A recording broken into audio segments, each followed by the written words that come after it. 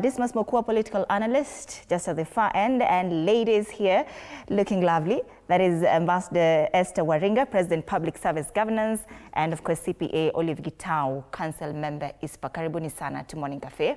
Happy Jamhuri Day, I should have said that. Happy Jamhuri Day too. But even as we wait for today's celebrations and all the speeches as is the custom, then Dismas, maybe if you could start us off, what are your expectations ahead of today? First of all, thanks for the opportunity. And for the first time in Kenya, you can see the boy child is endangered. When we are looking at the ratios, I think this set has made the... So I'm feeling endangered, but I'll face the turbulence head on. Now, as we celebrate 62 years of independence, there are many questions which come to mind. The first question is when we attained our independence, the founding fathers said they were going to fight illiteracy, that they wanted people to be literate. Maybe we need to ask ourselves that question, whether we've made very good progress. And another thing they wanted to fight was issues around healthcare. We need to now start asking those questions that when we attained independence, all the things the founding fathers wanted to achieve or to fight, how much progress have we made? And in maybe that would be a critical question.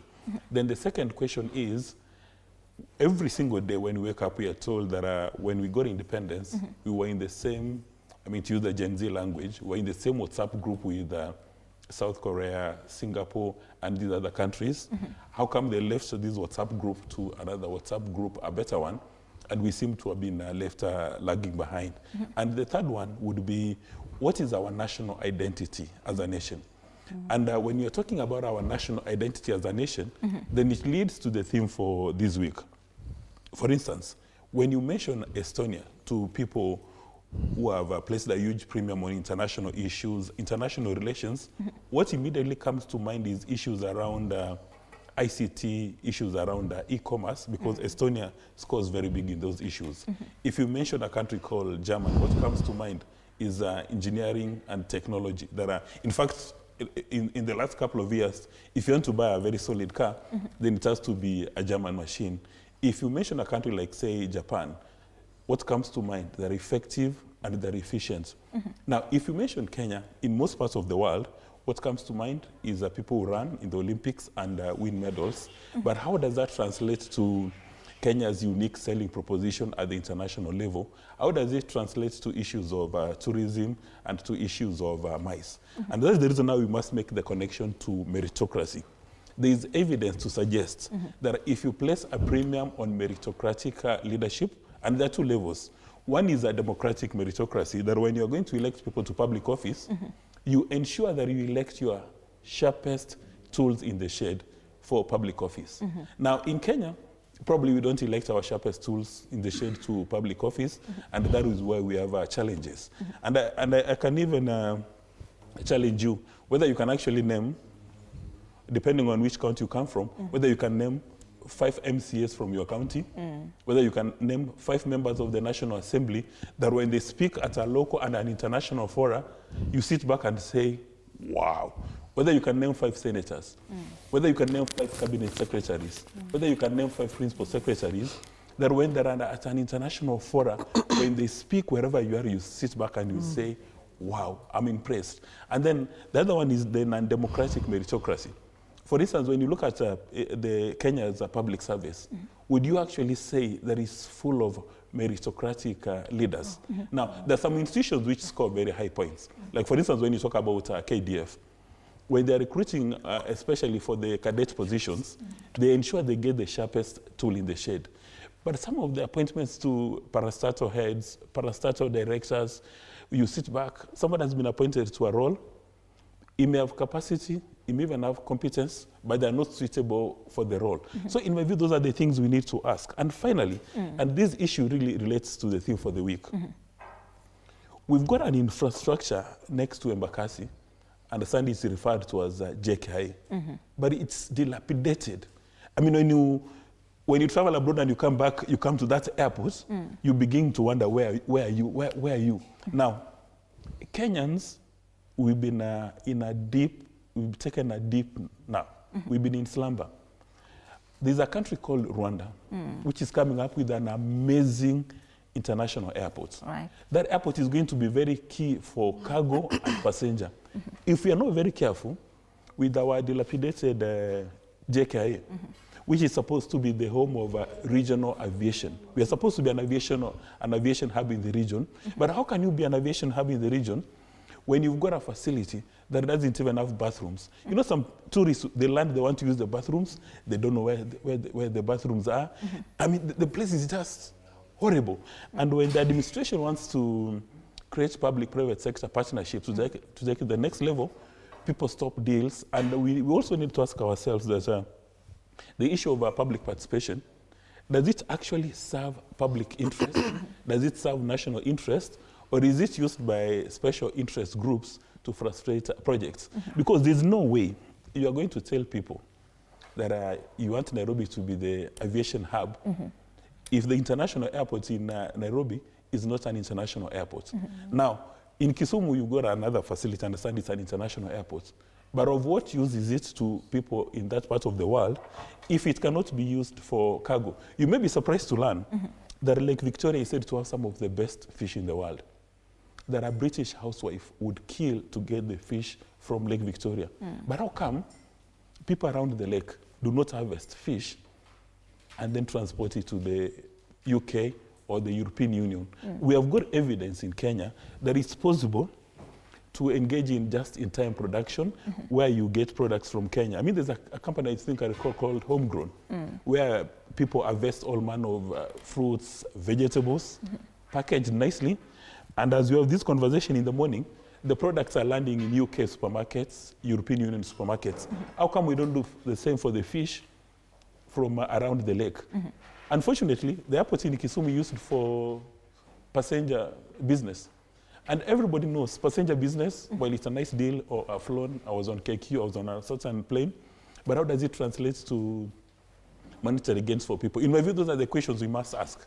So that even when you're having these bombers, now the new project coming up at bombers, does it actually play in the international league, or again it's going to play in the normal league? And of course, we'll be getting deeper into the Bomas revamping, just to see how it will position us as a mice destination in the region. And you mentioned Rwanda. Rwanda is also doing very well when it comes to mice. So what can we do really to reach the level that Rwanda is at? But you mentioned something about illiteracy before, of course, to bring in the ladies' business. What would you attribute what do you mean by, Kenya is still illiterate by 2025, 62 years later? Then what do you attribute our illiteracy to? Well, I think when it comes to the levels of education, in my view, Kenya has made amazing progress. And the person who takes credit is President Moi, because he took a decision to liberalize the sector. And he was doing very good. And when President Kibaki came, he stepped on the pedal. Right now, the last time I checked, we've got about 90 universities in Kenya, all of them producing top-of-the-range graduates. Unfortunately, we don't have mid-level colleges where you have like the TVETs. So in Kenya today, it's easier, and I know the council member for ISPA could probably speak about this. Today, it's easier to get somebody with a Bachelor's of Commerce, accounting option, MBA, and CPA than getting a plumber. It's very easy. If you go to Kencom right now, with a placard, MBA, become CPA, there'll be a long queue to Timbuktu because there are so many graduates. But when you go to the mid-level, you don't have plumbers. And that is why, in my view, if Kenya wants to grow as an economy, we need to do three things. Number one, position Kenya as an FDI destination, so that you get international investors coming to invest in Kenya. Number two, promote our exports. You've got a lot of tea and a lot of coffee. And in some instance, for some reason, people have been given this responsibility. They dwell on the same markets. We need to open up a new markets. And number three, and most important, is now this Kenya's human capital because of the high literacy levels. And for us to achieve a lot of success, I don't know why authorities in Kenya have not come up with this policy that outside learning your mother tongue, English, and Kiswahili, we should have incentives for people to learn other languages like French, Arabic, Spanish, all these kind of things. Like, for instance, I know a country like Angola, there are many opportunities for Kenyan teachers to go and work in Angola. But guess the reason why they can't go work in Angola? They don't speak Portuguese. These other countries like Brazil, there's a market for Kenyan human capital, but we cannot go and work there because we don't know these other international languages. So in my view, the administration, and people criticize President Ruto, that why are you creating jobs for Kenyans in the Middle East, or in Asia, or in Sudan, or Saudi Arabia, wherever it is. In my view is, when you're a Kenyan, you've gone to Kenyan schools, you've got education, you cannot afford to sit under a mango tree in my village, a place called Mosocho, while there's an opportunity in New Zealand. If there's top talent in Kenya, send it all over. And we can start from the time of Tom Mboya, when they created opportunities for Barack Obama's father. I did not mean that Kenyan talent went outside. We wouldn't be sitting here boasting that a Kenyan was the president in the US. And this is something we need to borrow from India. India has done very well. India has identified that there's a huge market for top-of-the-range ICT graduates. And they've produced those graduates in truckloads.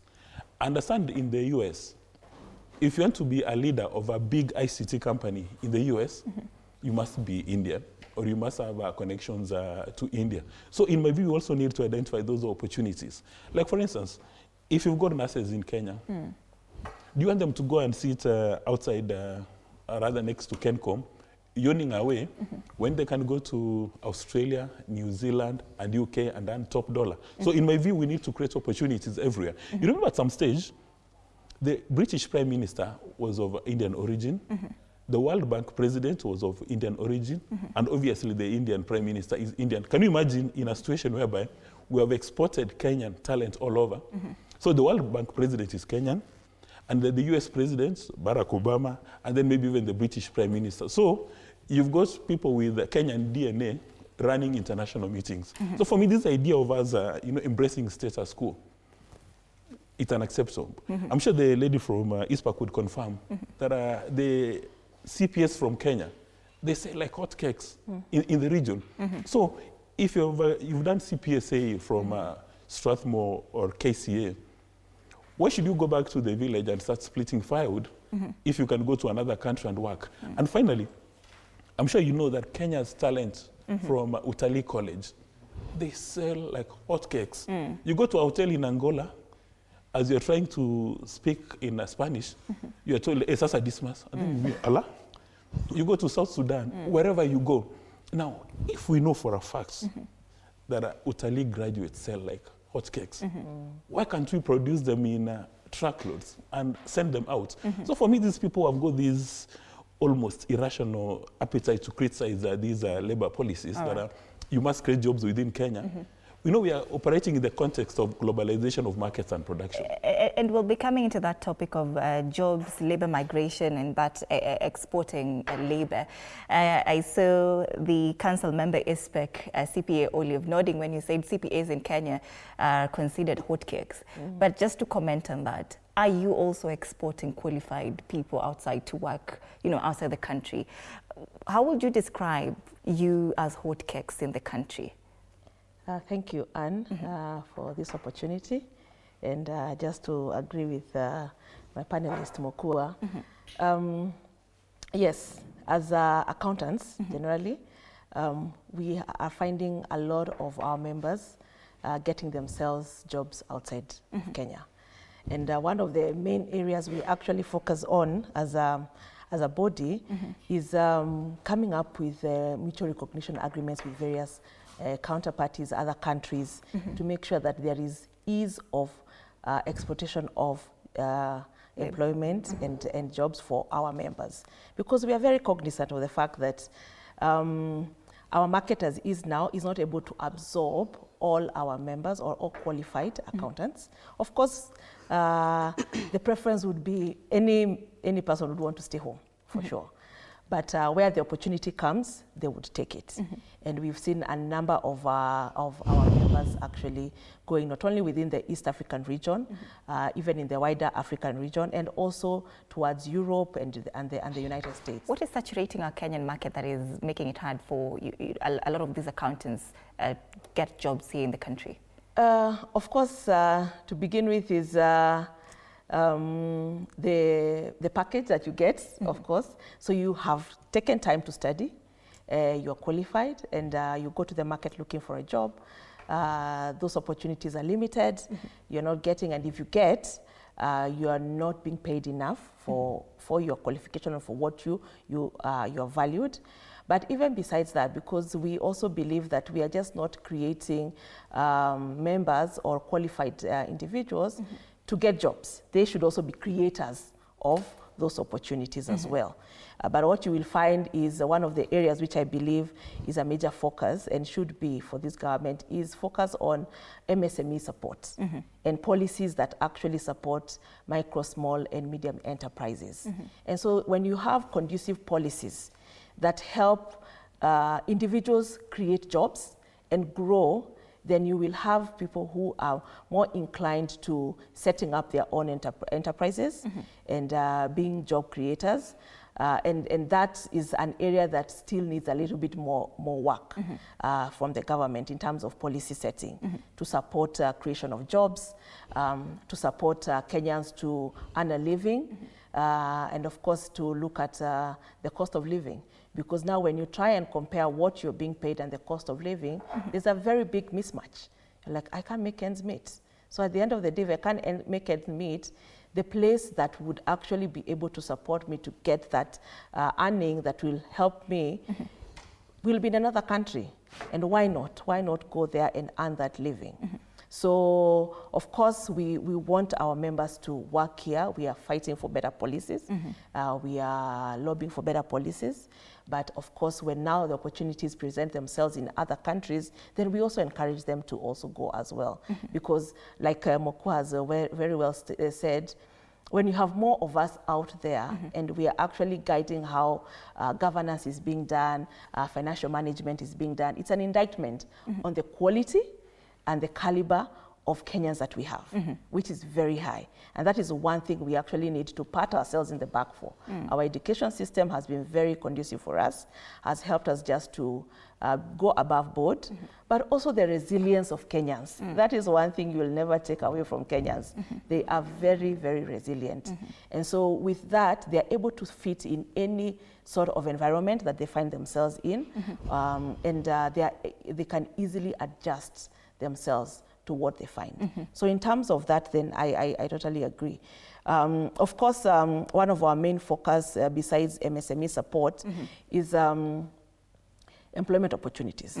I mean, that is one of the areas that even as we look at the thematic area for this year's Jamhuri Day on tourism, wildlife and mice, you will find that the service sector has actually and is actually supporting the government a lot in terms of the GDP proportion of growth. And with mice, of course, that is an area that is focusing on that service provision. So you're looking at conferencing, you're looking at hotels, you're looking at accommodation. Right. Yeah, all those are service sector industries that will be able to support the growth. So those will definitely be opportunities for our people to get jobs. So if you're going to set up a hotel, additional hotels, who do you need? Of course, you need waiters, you need chefs, you need finance people to actually manage the finances that come. So all the areas that you're focusing on will definitely need one form of qualification or another. And it's an opportunity for us to create those jobs for Kenyans. And it's true, we cannot export everybody out of Kenya. Right. So we also need to retain a bit of very good talent within to grow our economy and to grow this country. So we can't export everything. We must want also to grow ourselves to continue being the hub that we are right now. Let's hear from Ambassador. Our political maturity now since 1963. Of course, we've seen a very steady growth, and we'll give credit to where credit it's due. But where do you see us falling short with regard to how we have matured politically? Very well, yeah. Over the years, Kenya being the beautiful country that we know, we can only pray that if we're able to advance on political maturity and stability as a country, then we will be able to achieve what my brother and my sister have said in terms of economic stability, in terms of humanitarian service and all that entails a nation. Now, the gaps that are existing currently is that we have basically politicized our institutions. The public service institutions that are meant to give services to the people of Kenya, whether judicially, whether parliament, whether our devolved structure, it's like in Kenya, development is highly anchored on political inclinations. This has retrogressed the economy. This has made Kenya now rag behind in terms of development, and it seems politics take center stage in every development agenda that Kenya has to put its foot to. This is a very unfortunate situation because look at the space upon which Kenyans anticipate development from the public service, and they do all that they can, pay their taxes, expecting that they will get energy, they will get a very efficient CBE education system, they will get agricultural inputs, like for example, agri-industrialization, we will be able to get good health systems, we will be able to get good infrastructure. But because we have, as a country, politicized every development agenda, that it has to depend on who votes who in what region, so that they can be able to get services. Didn't we hear it in Bere, just in the concluded by-elections, that some of the people who are campaigning and actually from government were like, vote us in and we are going to bring you these services and we are going to do this for you. Vote this person, they are in government, they are going to bring you. I believe that whether people are in opposition or in government, bottom line, we are all Kenyans. And we have, and our constitution is very clear, that every Kenyan has a right to services, to water, education, agriculture, energy, regardless of whatever political alignment that they come from. So going forward, after the 62 years of independence, it's a very, very clear clarion call to the leaders today, that can we first of all depoliticize institutions of government. Let us avoid making development decisions based on political inclination. Number two, Mr. Mokua talked about competence in government. That is another big challenge that has hindered development to date in the country. That every other time it's about political rewarding. You brought me these votes from this region, take this position. You brought me this number of votes from this region, take this position. That's not the way to go. And as the President of Public Service, I must say authoritatively that negates development of any country. When we just continue rewarding people, not because of merit, not because of capacity to deliver, but because they brought us this number of votes from a particular region, then we are going to continue with the same circles. We will not progress as a country. But however, we are ready to put our foot forward going forward. You know that I'm running for the 6th President of the Republic of Kenya, and my focus is first of all to streamline the public service. How can we have a judiciary that does not incline to any political affiliation? How can we have a parliament that is not inclined to any political position? And especially, allow me to talk about parliament. We have seen in the June 2023,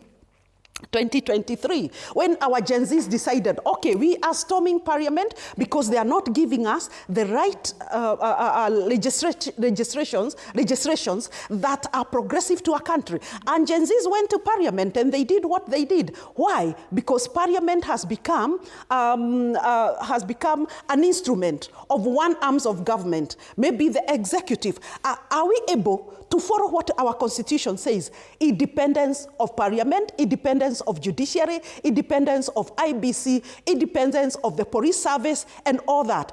And something else that we have not yet, you asked about the gaps, something else that we must work upon is that these institutions that in the public service, whether the Inspector General, that's the police service, parliament, even the devolved structures, the judiciary, are we able to come back to ourselves and get to know what is the mandate upon which we are in office? Why is the judiciary in office? Parliament, the same. The devolved structures, Why do we have devolution? What is the percentage? What is the scorecard up to now? 62 years. I know devolution came with the Constitution 2010, but what have we achieved? And I must pose a challenging situation to all governors. Why until now do we have every youth leaving school, college, university coming to Nairobi? Why can't you create other cities in the devolved structures where you are? And that was the essence of devolution, that we enhance public service, we enhance service delivery, we ensure that we devolve and decentralize water, energy, health, agriculture, and all that. But I think up to now, I must say that governors have not yet done enough, because you walk in the streets of Nairobi, even right now, you are trying to squeeze your way through. Why? Because the population in Nairobi is too high. Why can't we have Kisumu getting to Nairobi status, Nakuru to Nairobi status, Mombasa to Nairobi status? So, actually, as the 6th president, my greatest focus also will be to the devolved structures. Why is devolution not working? Yet, my dear sister Anne, we have a huge budget that is going to the devolved structures. A huge budget that is going to tourism in devolution structure, in the devolved structures. A huge budget that is going towards, of course, I know education is a national government agenda, but ECDs. Why do we have our children still learning under trees in the devolved structures in our villages? Why do we have the SHA, the hospitals, still until now? Kenyans are complaining lack of drugs, lack of enough staffing, and all this. Infrastructure. We are aware very well that no economy can grow without proper infrastructure. We are talking about Kenya getting to the same level with Singapore and other advanced nations without, first of all, taking care of our internal infrastructural system. Then getting the same level with Singapore will be a tall order. But first of all, any country around the world, infrastructure opens up development. So to you governors, it's incumbent upon you. The big chunk of exchequer, the big chunk of money that you are getting from the exchequer, use it wisely. And something else, and that has really not made us get to the level we are supposed to be as a country 62 years, is corruption. Basically, we have lost our moral standing as a people, as a country. Our social moral values are gone. Anyone in government is like, how much money am I going to make out of this project? How much money am I going to make out of the other project? And Wanjiko is left wondering. The same people that we voted in are the same people that are stealing the money that we pay in terms of taxes, so that we can get services back. Right. So it's a whole spectrum of challenges that we need to look into, and we are really committed. That's why we are here, away from our comfort places, right, so that we continue unraveling this mystery of the challenges that Kenya is experiencing, and we are ready to address them. All right. Thank you, Anne. And please allow me to pledge my loyalty. Just before that, listeners, we're coming to you, but Tunde Kwanza Nyayo Stadium. Let's hear what Kenyans are expecting ahead of the Jamhuri Day Celebrations today. Sheila Chalangat, what more do you have to tell us this morning?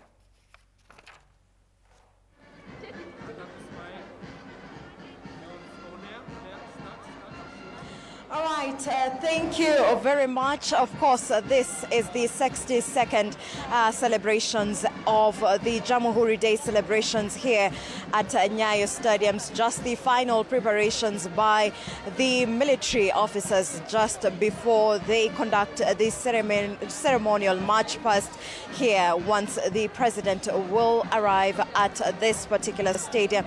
But as we had painted the picture earlier, is that crowds had started to fill this particular stadium, and many have been here since as early as 5 a.m. So at about this time, we want to hear from the people who have come here what their expectations are, how early did they arrive here, and what they are expecting to hear from the president during the commemoration of the 62nd Jamhuri Day celebrations.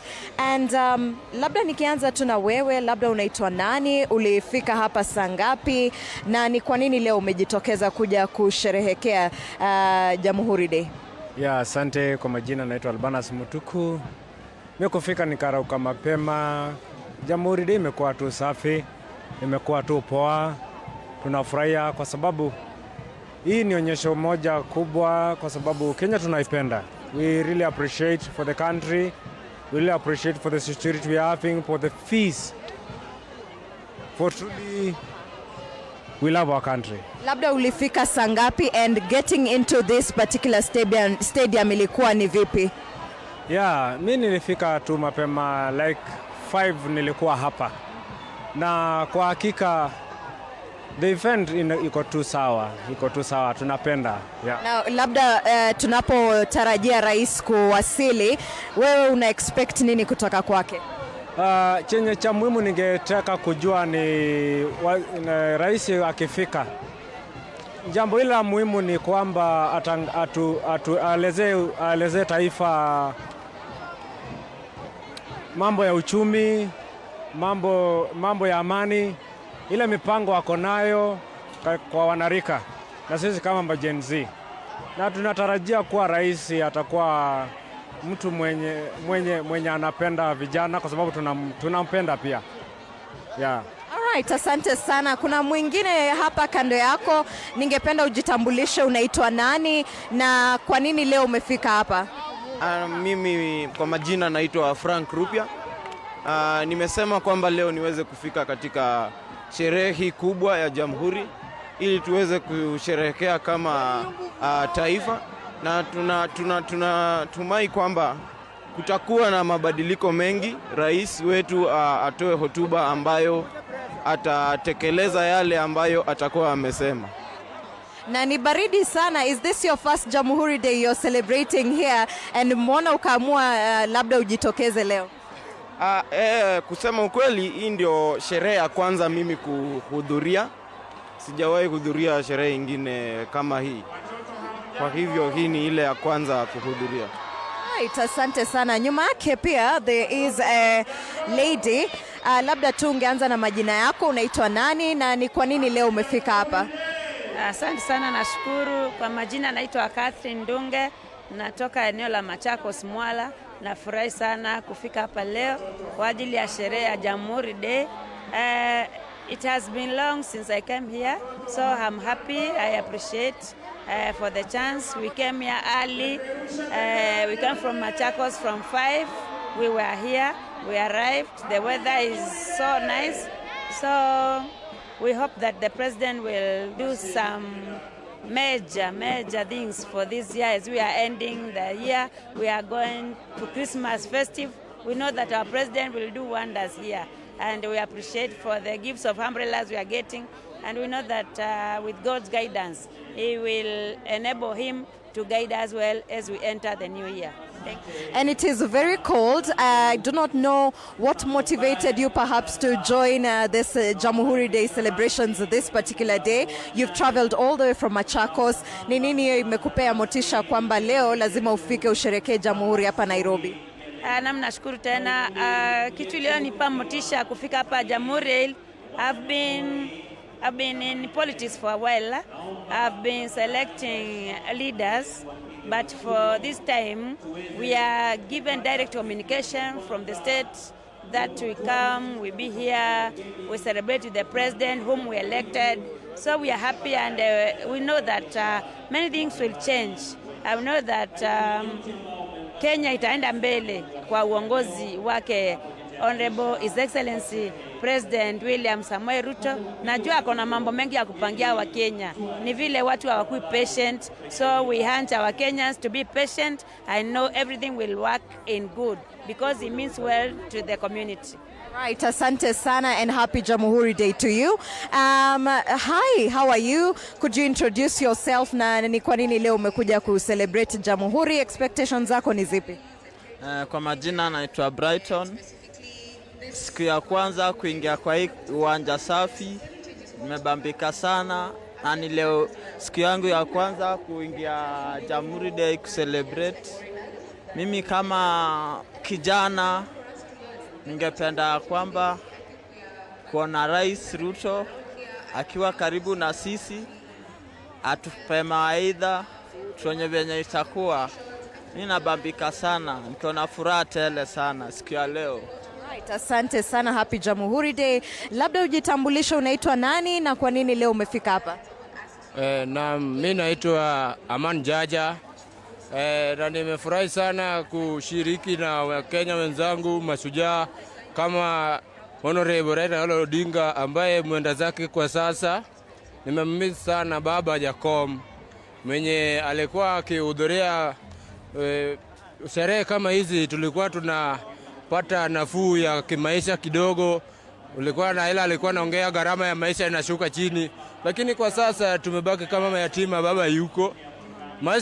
Gharama ya maisha imepanda juu sana. So tunataka tuombe tu bwana rais wetu Ruto akikuja ajaribu sana atie manani gharama ya maisha ipungue kidogo, ili tukiingia mwaka ujao school fee tuweze kupata kama imerudi chini kidogo, school fee ipungue. Haya, na kazi kwa vijana ama kazi mtaani iendelee sana, tupate kukuwa na pesa mfukoni kama wali. So tusikuwe tunalia sana, na rais wetu bado yuko uhai, ashikilie na achukue ile nafasi ya baba aliwacha. Lakini kwa haya yote bado tunaamini baba atakuwa na sisi, hata kama yuko na sisi life atakuwa na sisi kiroho. Hatuwezi sahau baba. Labda message yako kwa Wakenya wenzako hii siku wanaposherehekea Jamhuri Day ni ipi?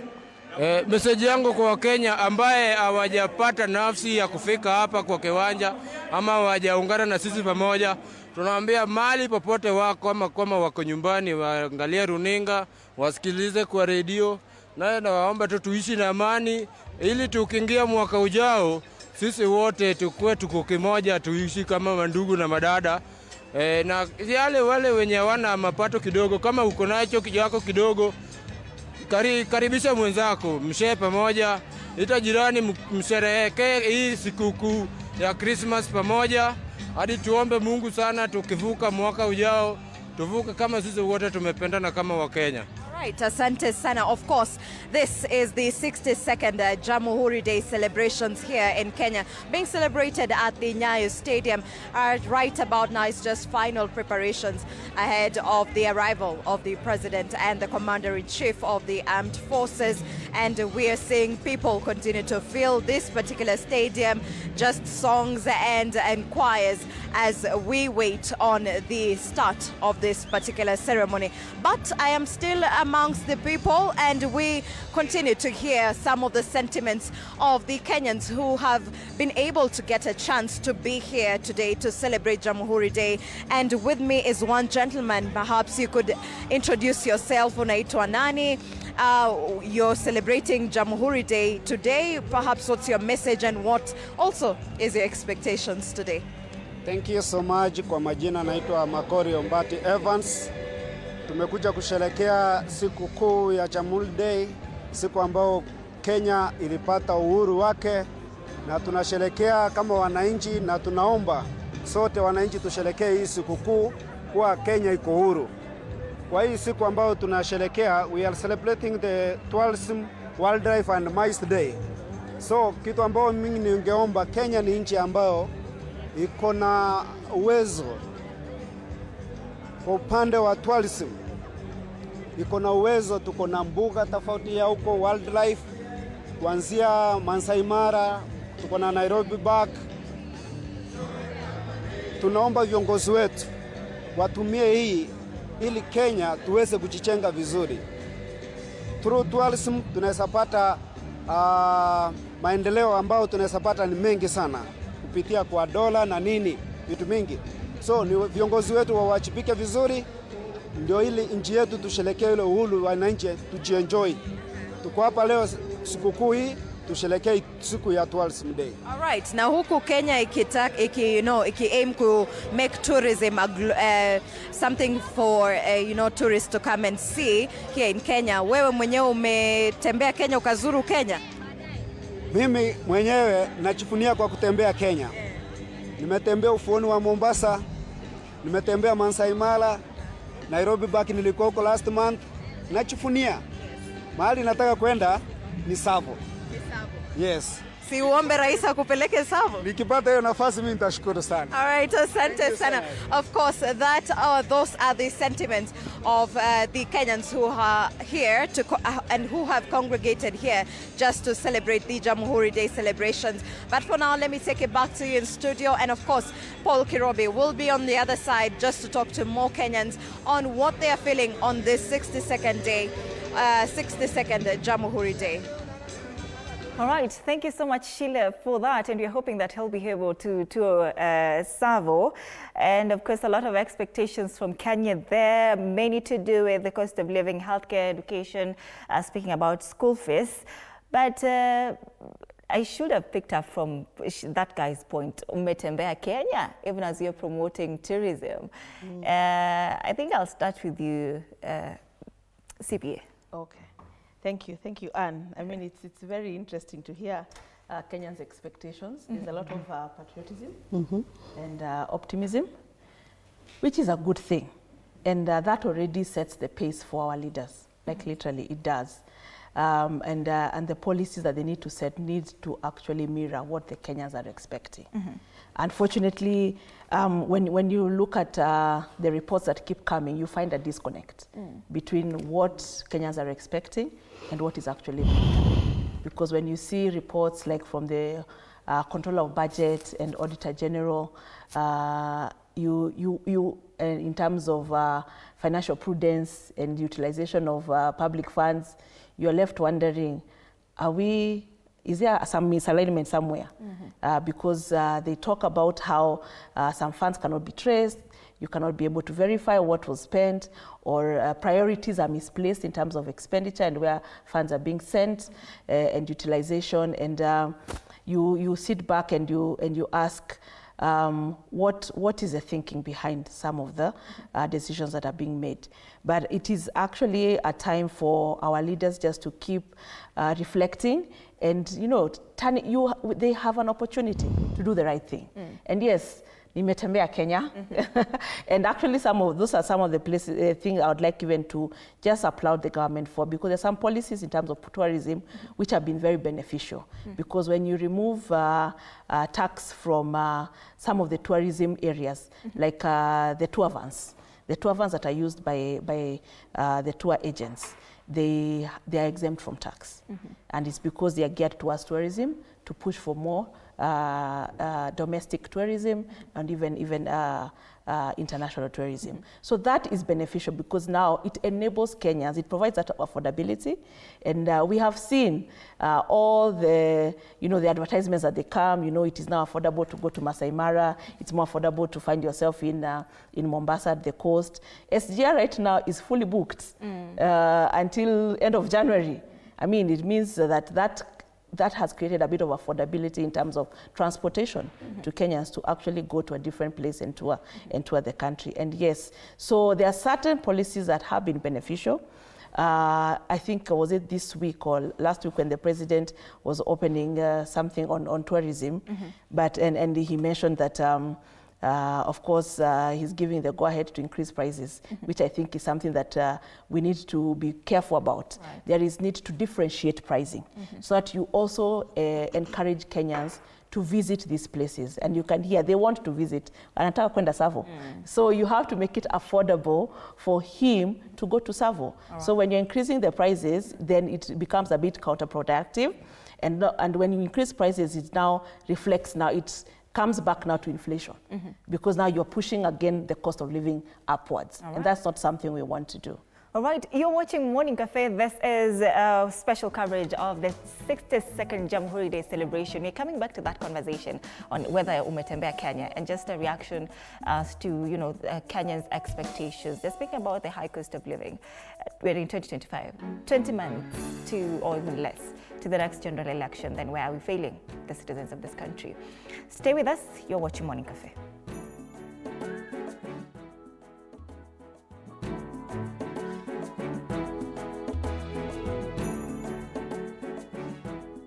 Kenya kipenzi chetu, hatutaiacha milele daima. Kenya kipenzi chetu. chetu, nchi yenye upendo, hatutaacha Kenya daima na milele. Kenya kipenzi chetu, hatutaiacha milele daima.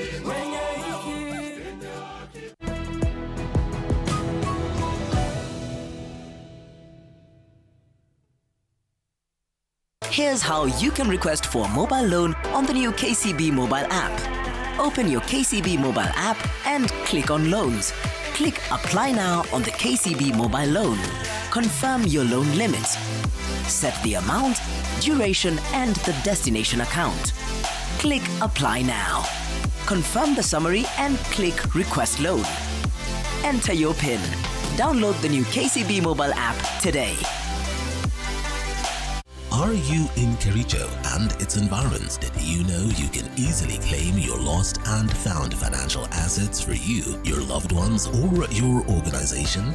The Unclaimed Financial Assets Authority, in collaboration with the County Commissioner Kericho, is giving you an opportunity to claim your lost and found financial assets. From 15th to 19th December 2025, come to Uhuru Gardens Stadium with your ID, a copy of a relative's death certificate, a copy of a grant, or a copy of an organization's registration certificate to search and claim your unclaimed financial assets. Listen to Radio 47 for more details. Claim your cash. Karibu nawe.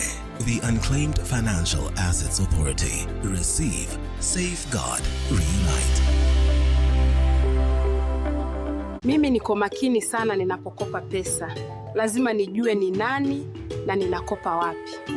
Ndio maana naaminia ASAP Credit kunipea loans tamu. It's easy to apply with less paperwork, and I know my data is safe. Nimepokea loan yangu kutoka ASAP Credit kwa interest ya 10% pekee. Mambo ni safi kabisa. Enjoy your loan of up to 1 million. ASAP Credit is licensed and regulated by Central Bank of Kenya. Terms and conditions apply. Borrow responsibly.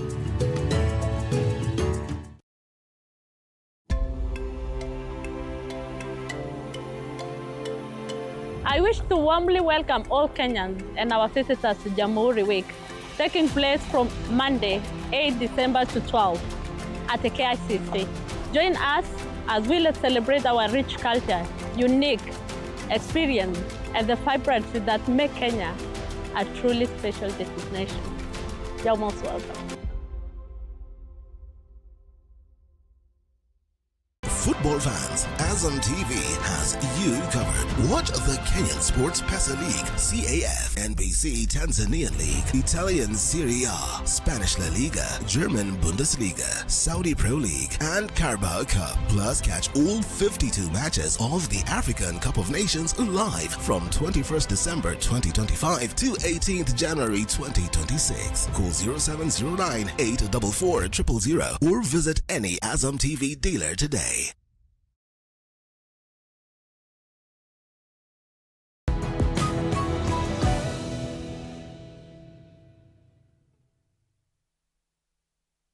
Kenya kipenzi chetu, hatutaiacha milele daima. Kenya kipenzi chetu, nchi yenye upendo, hatutaacha Kenya daima na milele. Kenya kipenzi chetu, hatutaiacha milele daima. All right, welcome back. Thank you so much for staying with us. This is our special coverage of the 62nd Jamhuri Day celebration. A theme this year is centered on tourism, wildlife and mice. That is meetings, incentives, conferencing and exhibitions. As you can see on your screen, these are live pictures from the Nyayo National Stadium, where we are expecting President William Ruto to be leading the nation in celebrating this year's Jamhuri Day celebrations.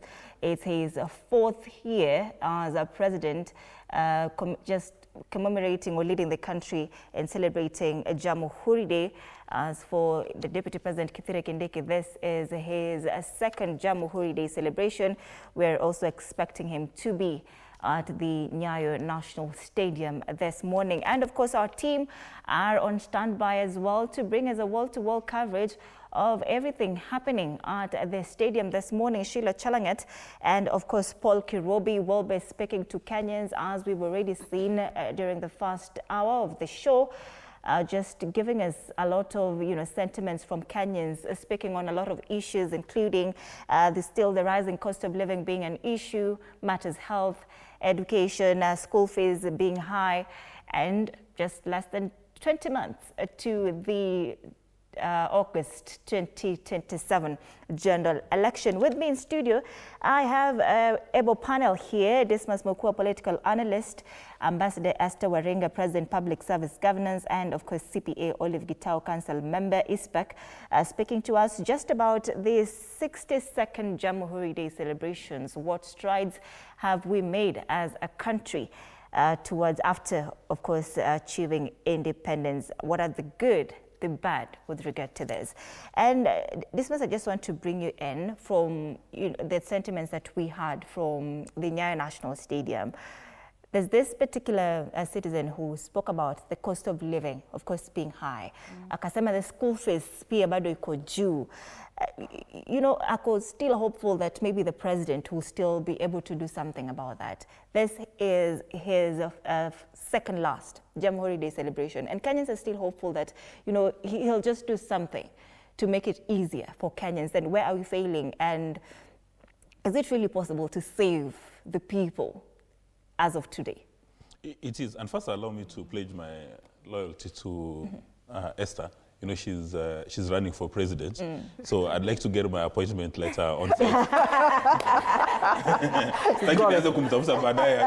You know what brought you to But now, going to, when President Ruto took office, the economy was facing a crisis.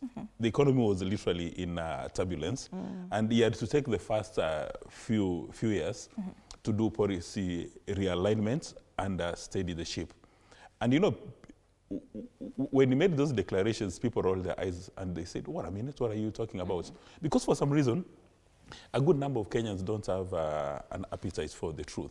They want everything to be sugar-coated. And you recall Musalia Mudavadi, the Prime Cabinet Secretary, saying things are in a very bad shape. It may take up to 3 years for us to begin to see the benefits of the policy corrections. And indeed, a number of those radical initiatives, people are now beginning to see the benefits. Like, for instance, when President Ruto took office, you remember the cost of unga. Majority of people couldn't afford unga. Then the administration took a decision: we are not going to subsidize consumption, we are going to subsidize production. Understand right now there's enough maize in Kenya. And even for the sugar sector, again, you remember they needed to have very bold reforms within the sugar sector. Those are beginning to bear fruits. However, reducing the cost of living is a continuous fight for any administration anywhere in the world. Because you see, when you become president, you are told, or rather your responsibility is to secure lives and property. Now, for you to secure lives, then it means that the cost of living has to be addressed. And that is something the president must do at all times. Part of the reason why Donald Trump became the president of the US, while the economy was showing very good indicators under Joe Biden, but people said, wait a minute, the numbers are saying the economy is very well, but my pockets has got issues. Now Trump has been in office for about a year, but people are saying, Donald Trump, you became the president, you said you are going to turn this around. How come we don't feel the impact in our pockets? And then Trump is saying, wait a minute, I'm still trying to correct what the mistakes by Biden. So it's the responsibility of every president or every leader in Kenya to ensure that they reduce the cost of living. But again, how do you reduce the cost of living? Because this thing is not abstract nor philosophical. It's to do the three things we spoke about. Position Kenya as an FDI destination. When you get all these multinationals coming to set up in Kenya, then you create employment opportunities so that the people you've seen at the Nyayo National Stadium will get jobs. Then they're paid very well. Then they even have disposable incomes. Like, for instance, you cannot say you're going to Tembea, Kenya, if you cannot place 3 square meals on the table, then you say you're going to Tembea Kenya. So how do you Tembea Kenya if you can't afford breakfast, lunch, or supper? So you must make Kenya an investment destination. Then you must grow international markets. For instance, our tea markets. You grow them so that people have got a lot of income. But again, this boils down to the elected leaders. That when you are a governor or you are a member of the National Assembly or Senate, when you wake up in the morning, what is your core business? You know, you may be very surprised and disappointed. The majority of our elected leaders who are responsible for financial resources always have got challenges with accountability issues. The Auditor General, the control of budgets, and Olivia would confirm to you the majority of the people who are given the responsibility to take care of our resources, even when the Auditor General issues a report, they don't know the meaning of a qualified report, unqualified reports, adverse opinion. Sometimes they're given a report, they start dancing while not knowing that this is the wrong report, you've been doing the wrong things. I mean, so how you are a governor or even a member of the National Assembly, you don't know the difference between unqualified reports and unqualified reports. So sometimes I watch these people debate, then I start shedding tears. I say to myself, Allah, now you've got the Auditor General has told you you're not doing very well, but because you don't understand the reports, you open a champagne bottle and you say we've done very well. So that is something maybe I think ISPAC needs to go the extra mile. So it's up to Olive to tell people, even right now on air, tell them the difference between qualified reports and unqualified reports. Now coming to the issue raised by Madam President, I hope I get my appointment letter now, is talking about these governors. If you want to expand Kenya, you see when you become a governor and you go to office, the first question shouldn't be, how do I make money here? Is how do you improve on the lot of the people? And we can give many examples. We are talking about globalization of markets and production. For instance, how come the leadership of Nanyuki, we understand, you know, there are so many military facilities around Nanyuki. You've got the British, you've got from the US, you've got an international airport in Isiolo. How come the leadership of Nanyuki, the elected leaders, have not taken a deliberate step to say Nanyuki is going to be the aviation sector and look for all the big players in aviation, Boeing, Airbus, and say that here in Nanyuki, we are going to train solid talents. Get the universities around Nanyuki to offer academic programs, bachelor's, master's, and PhD in issues around aviation, so that all our neighbors, Rwanda, Uganda, Tanzania, they bring their aircrafts or their choppers or their planes for repairs in Nairobi. You make that place the center. Now, before he left office, President Kenyatta worked hard on the Kenya shipbuilding factory or facility in Mombasa. That now, for the first time, KDF is actually repairing, and I think they're putting up a ship both in Mombasa and Kisumu. How come the universities around Mombasa and Kisumu have not introduced programs around shipbuilding and ship repairs?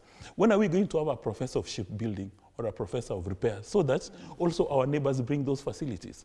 Now, you talk about these mice. Why should all the mice be concentrated here in Nairobi at Bomas? You've got a lot of opportunities in Turkana. Why can't our governor sit back and think about these issues? So in my view, that is the challenge. Using the example of Morocco, Morocco is the biggest aviation hub in the region simply because they took a decision. And finally, on the issue again raised by Madam President, the sixth, is that the issue of equality and equity in national development. A few days ago, some people were in a state of shock when people from Western Kenya, they saw a transformer and they said, Hail Mary. They broke into a dance and song. You know why? You don't have a policy, say, on energy distribution. If you are born and brought up in Nairobi, you interact with a transformer every single day, so you don't even know the meaning of power connection.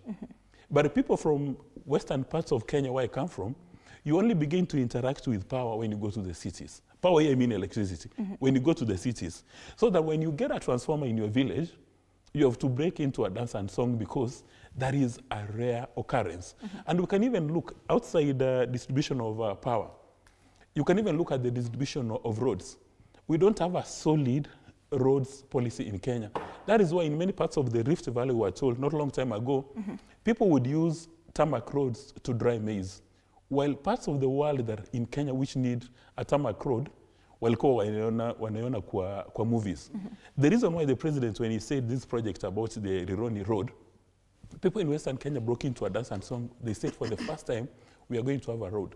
Do you know in many parts of central Kenya, we understand there is a tarmac road even to a cattle dip. But in other parts of Western Kenya where you need a road for economic purposes, those roads are not available. Even look at the medical facilities. Before devolution, where were all the hospitals located? Where were they situated? If you come from Kisii and you need to go to a referral hospital like Kenyatta, you have to travel for hours on end.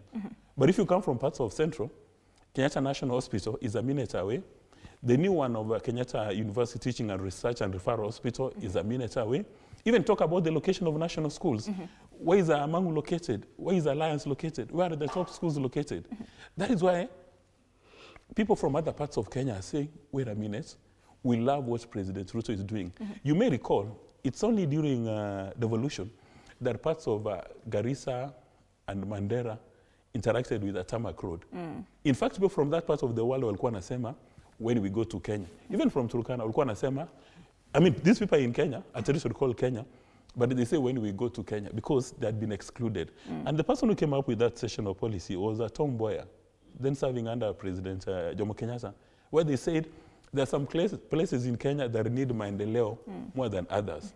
So when Esther becomes the sixth, assuming our prayers are granted, we must have this thing called equality and equity. Let's hear from her from that particular point.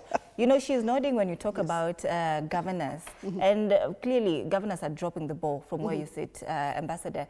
And you're also championing for, say, an increase of the cities. Some are championing for, you know, reduction of counties. Just to clarify on the correlation between this, reduction of counties was also championed for by the late former Prime Minister Raila Odinga. And of course, he was saying that 47 counties are already too many for, you know, the size of Kenya.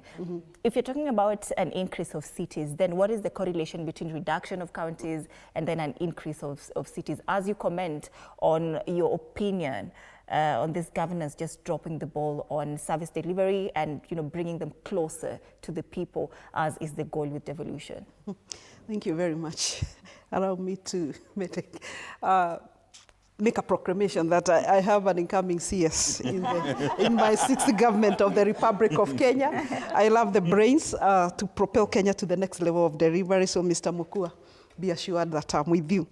One, I would like to say that we are overrepresented already as a country. And one of the key constitutional changes that we are going to do in my sixth government is to reduce on the number of counties in this country.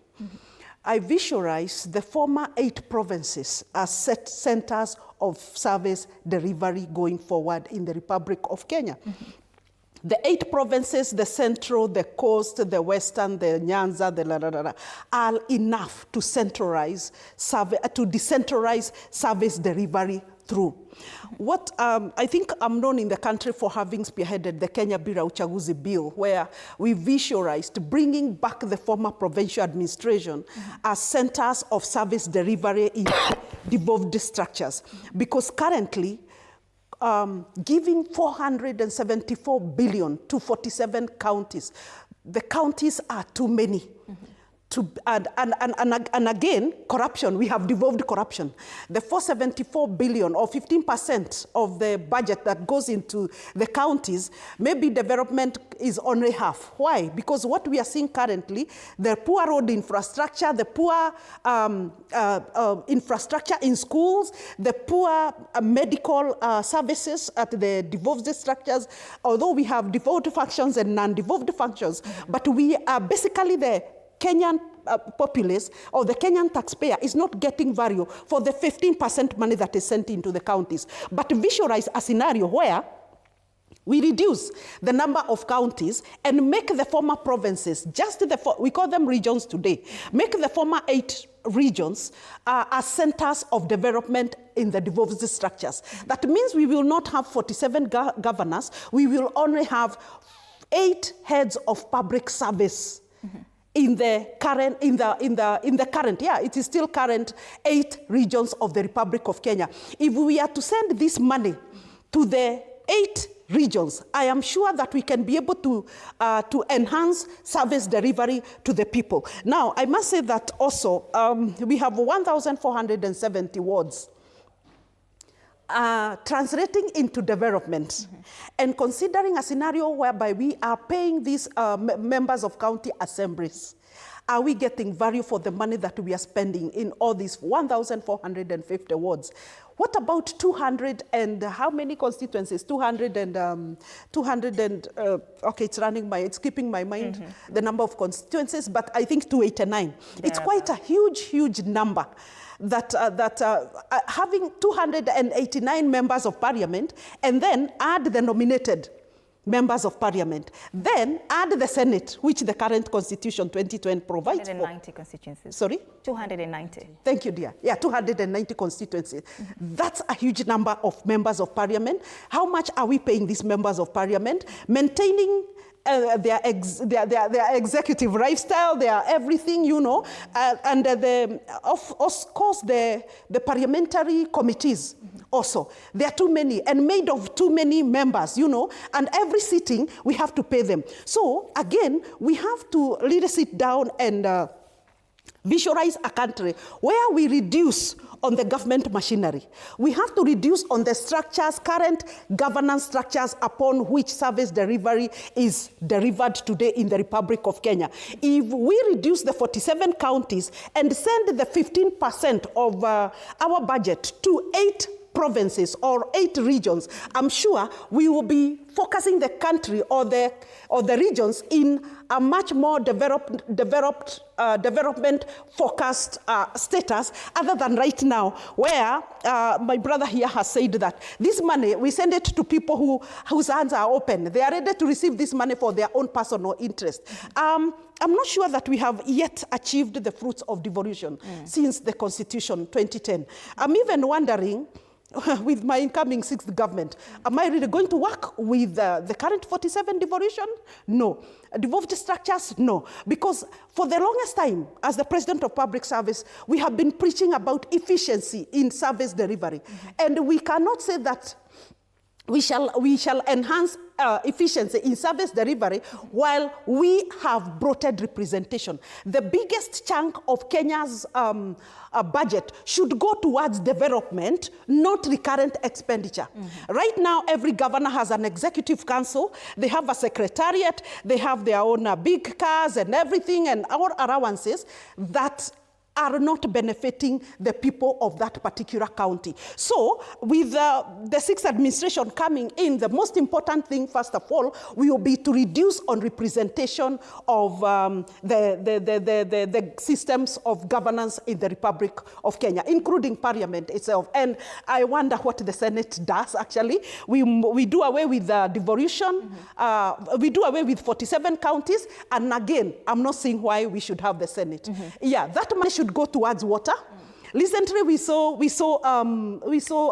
classrooms in part of Machakos, part of Ukambani. Children still learning under classrooms that are very, very dilapidated. Actually, mud-made classrooms. It's very unfortunate. Right now, you go to Nyandarua and part of Orkarao.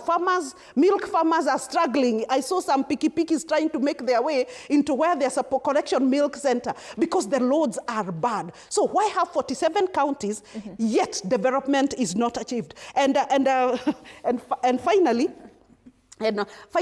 we must all agree that our politics is very bad as well. And we have also devolved the bad politics. And you realize that in every county, like some of my colleagues here said, we have technically devolved corruption.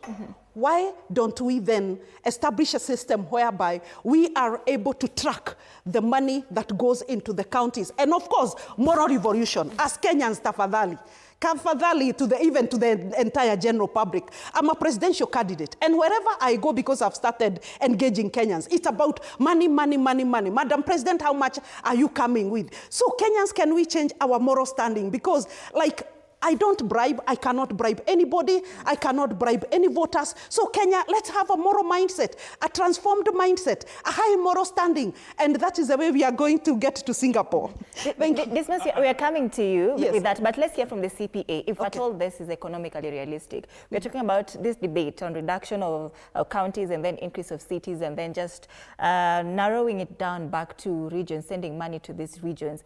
Is it guaranteed that that will now present or bring about economic freedom to the people of Kenya if that is done? Thank you, Anne, and thank you, Madam President. You're most welcome. She's another cabinet minister. Maybe finance will not be far away from her. Thank you. Actually, as I was listening to her, I was saying it's easier said than done.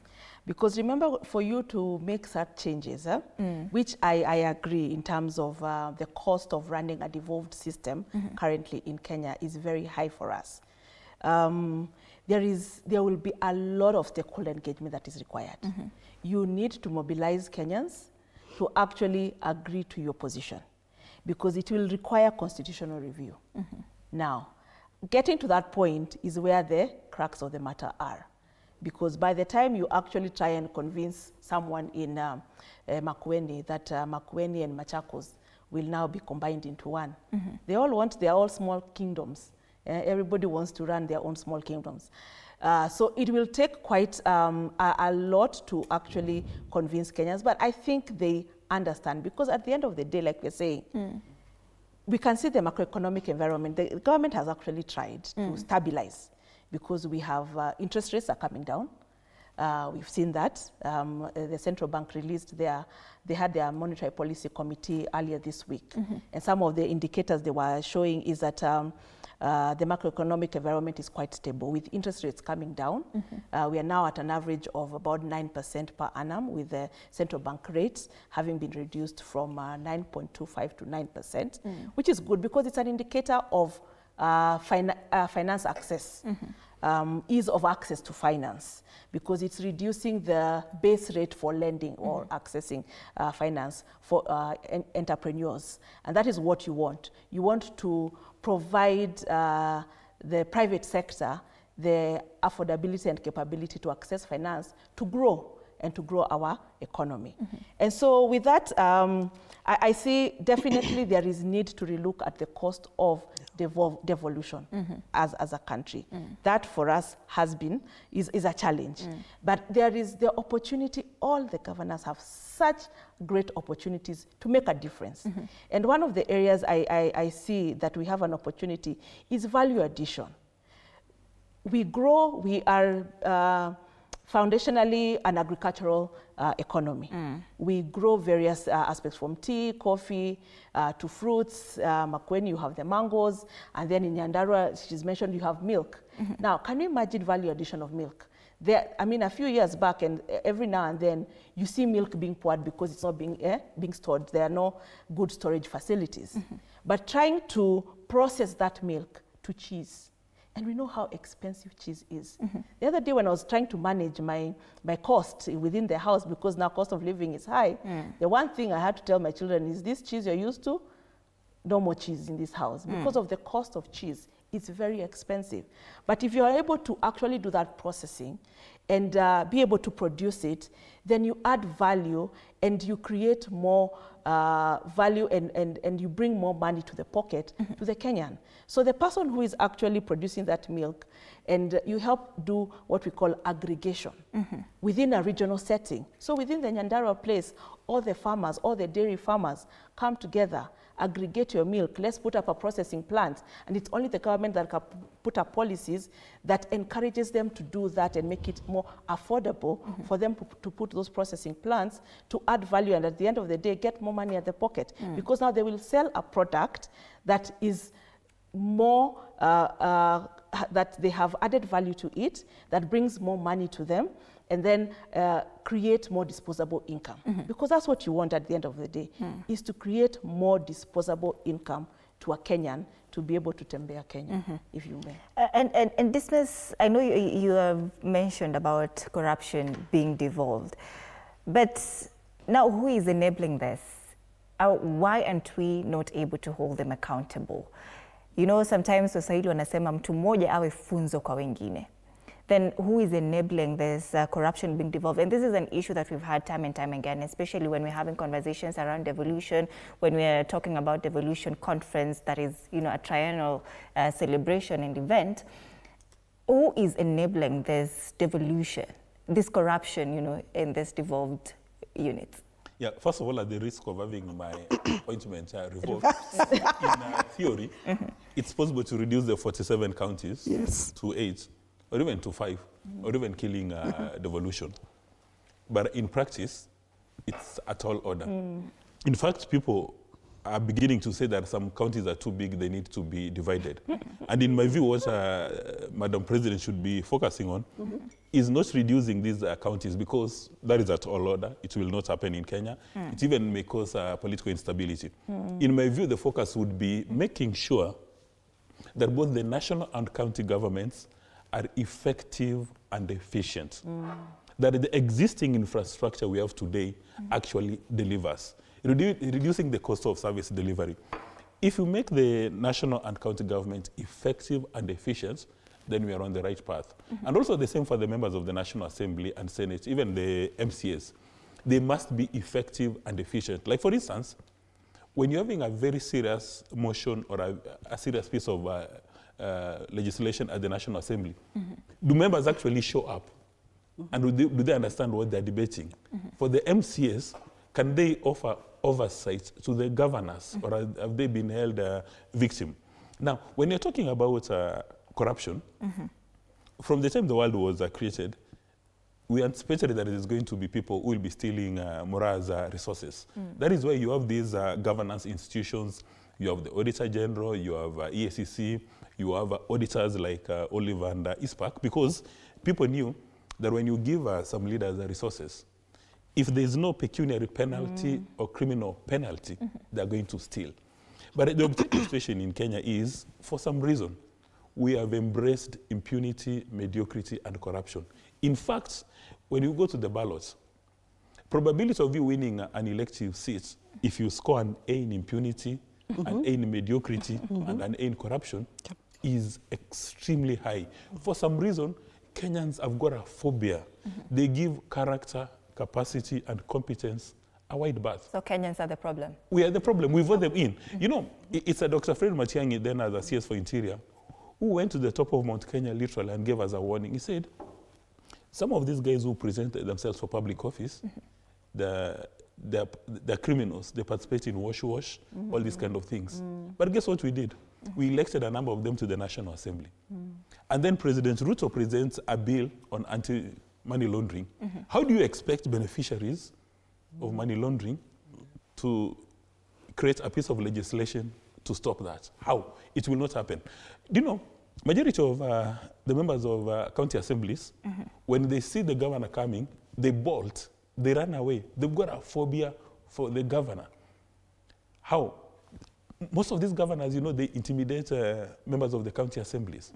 But a few days ago, now the county assemblies have been given some sort of financial autonomy, so they love their resources. But again, we must ask ourselves that these people we elect to become MCAs, do they have capacity and competence to oversight the county governments? Now, let's come to the national institutions like EACC. During every election, they come in a ceremonial manner, and they say they're going to ensure that people who may have been accused of integrity issues do not run for political office. They issue advisory notes every single day.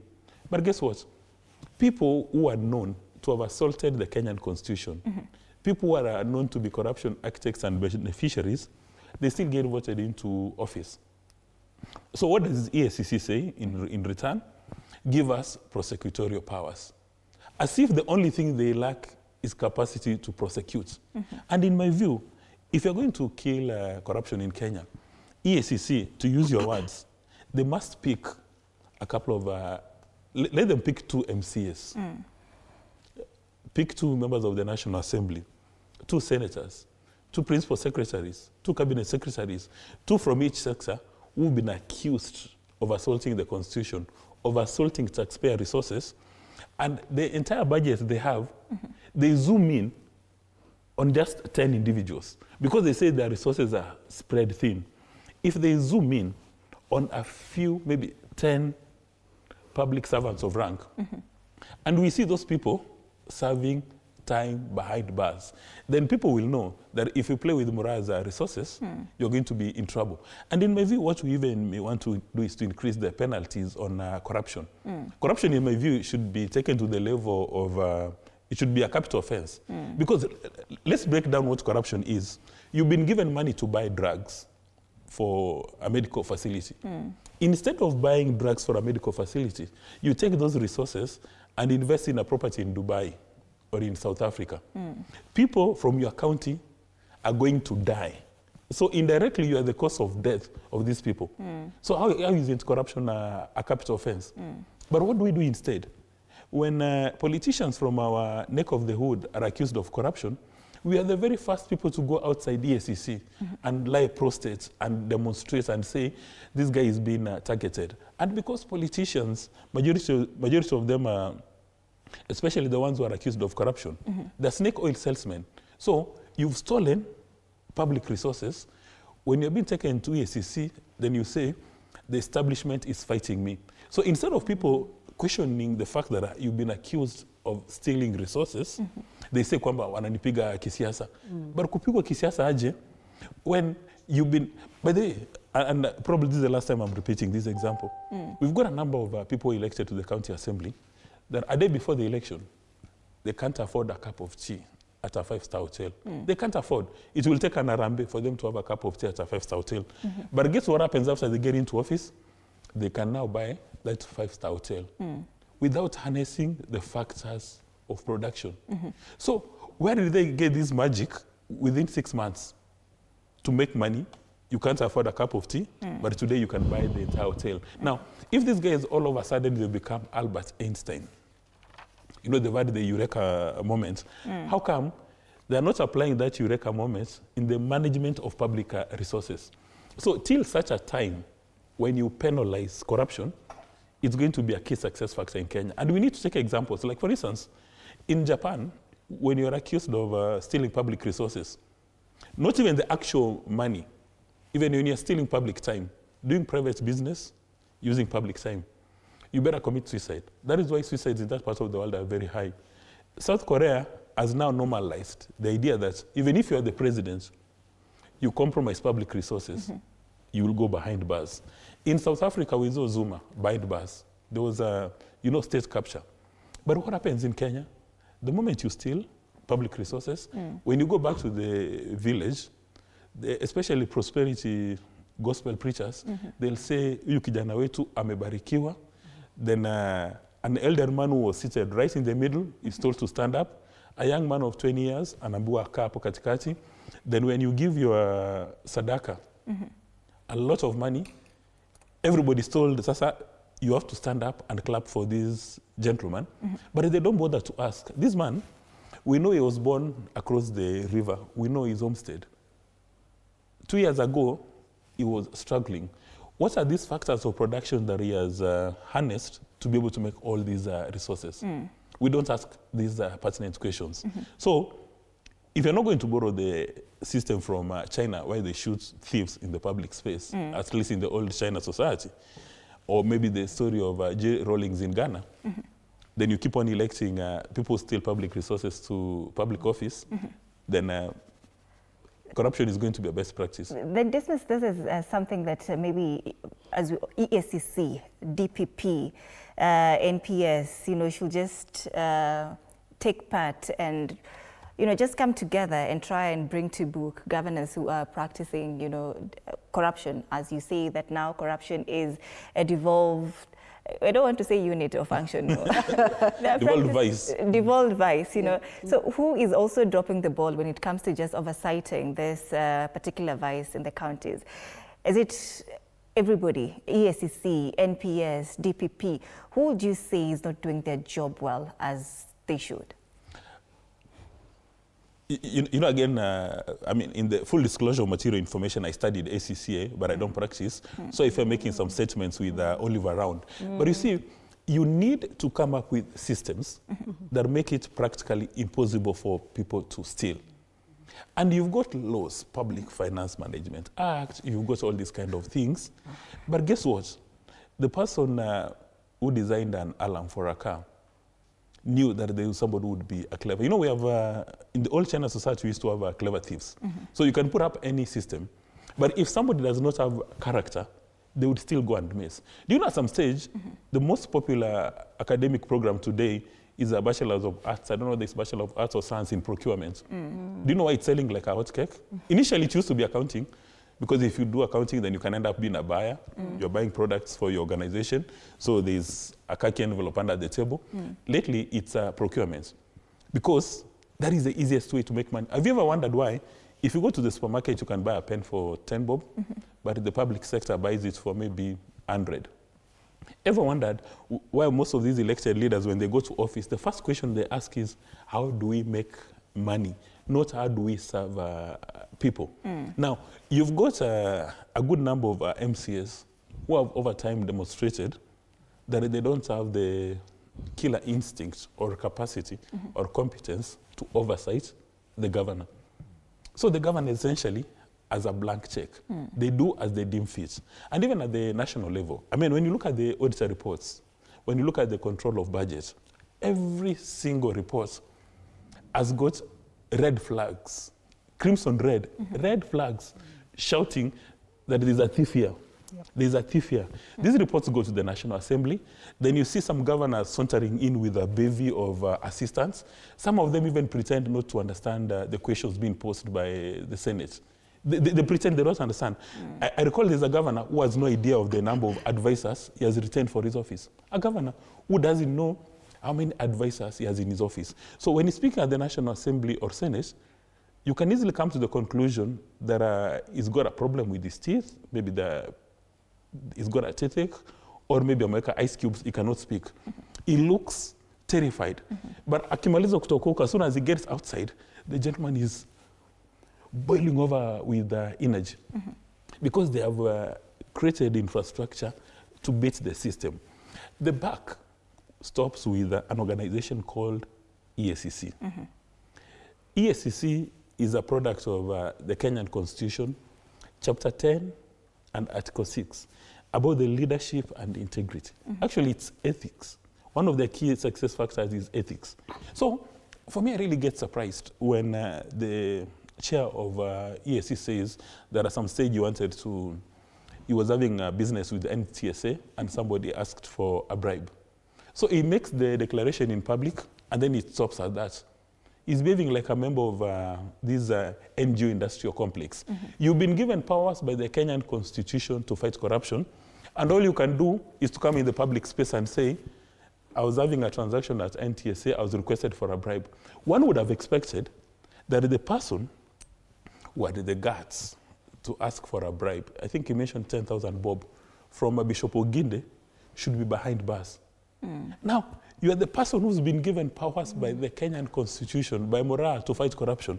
And all you can do is tell us at a news conference that I was asked to give a bribe. Right. Now, in my view, EACC, DCI should get a few people and use them as examples. Because if these guys don't go behind bars, then it's a best practice. All right. As CPA, we're talking about whether everything we're talking about is economically realistic. And you mentioned something quite interesting, that interest rates have gone down, which somebody would say that realistically could just potentially reflect on the pockets of Kenyans. You mentioned MSMEs. This is something that is making it easier for them to access financing. But how about the common mwananchi? We've heard from Nyayo Stadium, we're in 2025, less than 20 months to the general election. They're still hopeful that, the cost of living would go down. Then if we're talking about interest rates going down, there's something that has slipped my mind, that has stabilized. The dollar, the currency, the dollar has stabilized, the Kenya shillings against the dollar, it has stabilized. Then why aren't we feeling this, in our pockets? There's actually a very big difference. So the macroeconomic environment provides a conducive environment at the end of the day for the cost of living. However, we still have that challenge because there is no that direct relationship right now in terms of the interest rates are coming down. We are hoping that we are hoping that will be able to reflect at the end of the day on the cost of living, but not yet. Because you see what happens is when now you stabilize the economy, then you give it time to reflect on the pocket. Now that hasn't yet been felt. You'll see that we also had over the last few months very high rate of defaults. Now when you have high rates of defaults, right now it has averaged at 16.5% as per the last this month, October.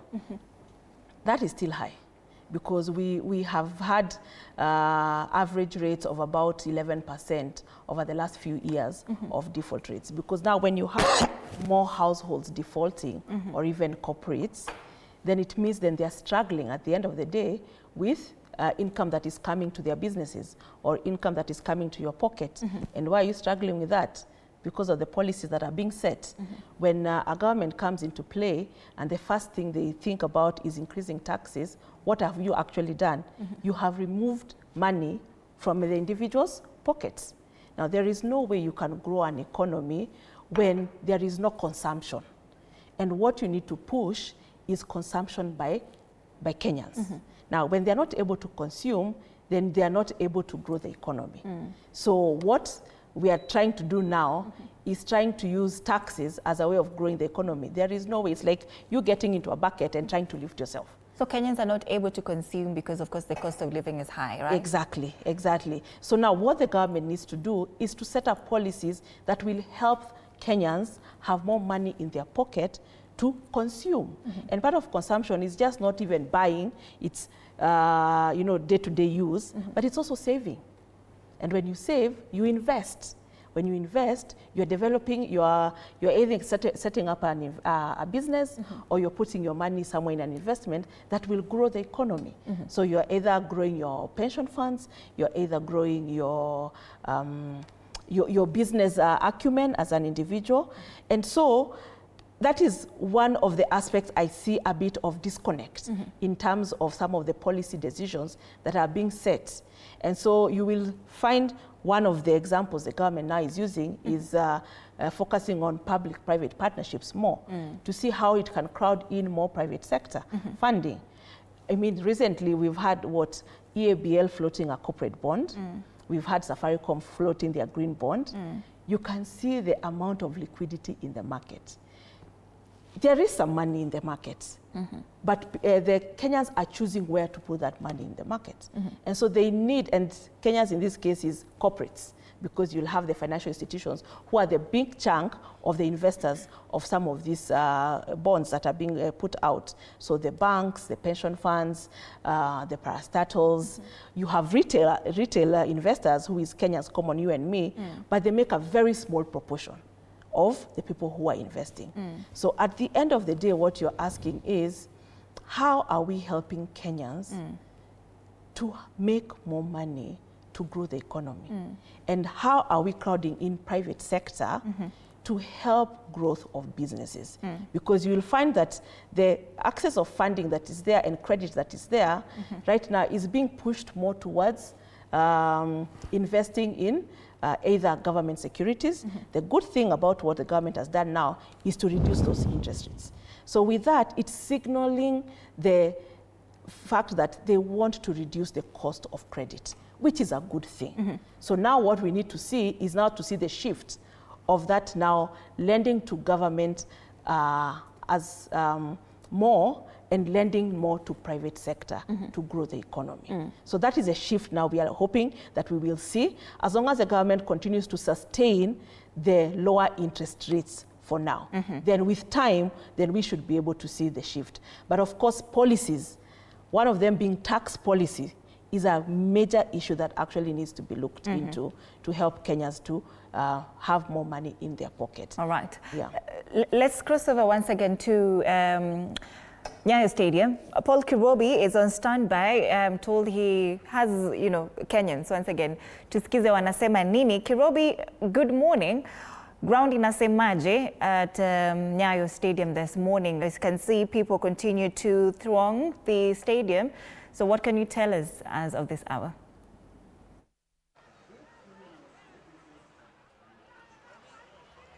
Naam, sonata kabisa Anodida na kupata mbashara moja kwa moja kutoka uga wa Nyayo, ikiwa ni makala ya 62 ya sherehe za Jamhuri ambayo inaendelea katika uga huu. Kwa sasa wakati ambapo tunaongea sasa hivi bado maelfu ya watu wanaendelea kuingia katika uwanja huu wa Nyayo Stadium. Na ikumbukwe pia hapo awali nimekuwa nikisemezana na baadhi ya wananchi na ambao baadhi yao wananiambia kwamba ni mara yao ya kwanza kuweza kufika hapa na kushuhudia sherehe hizi zikiendelea moja kwa moja, na muda mchache kuanzia sasa tunatumai kwamba rais pamoja na viongozi wengine wataweza kuwasili ndiposa shughuli nzima iweze kung'oa nanga. Lakini kwa sasa bado watu wanaendelea kuingia katika uga huu, maelfu ya watu ambao wameanza kujaa katika uwanja huu, na ikumbuke kwamba upande wa nje doria imeshikwa na iko dhabiti kabisa. Maafisa wa polisi wameshika doria upande wa nje, na sasa hivi wakati ambapo unanitazama hapa nimeketi na baadhi ya wazee na ambao wana historia ndefu sana kuhusiana na tangu Kenya iweze kujitawala au kukua huru tangu mwaka wa 1963.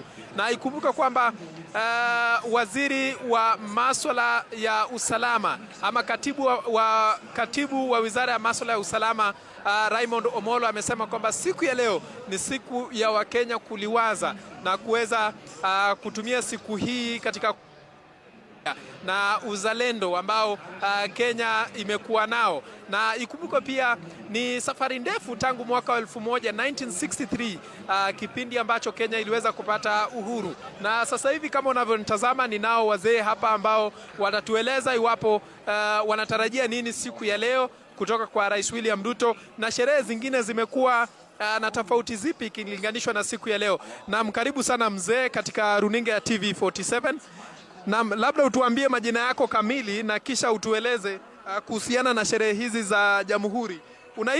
Unatarajia nini kutoka kwa Rais William Ruto siku ya leo?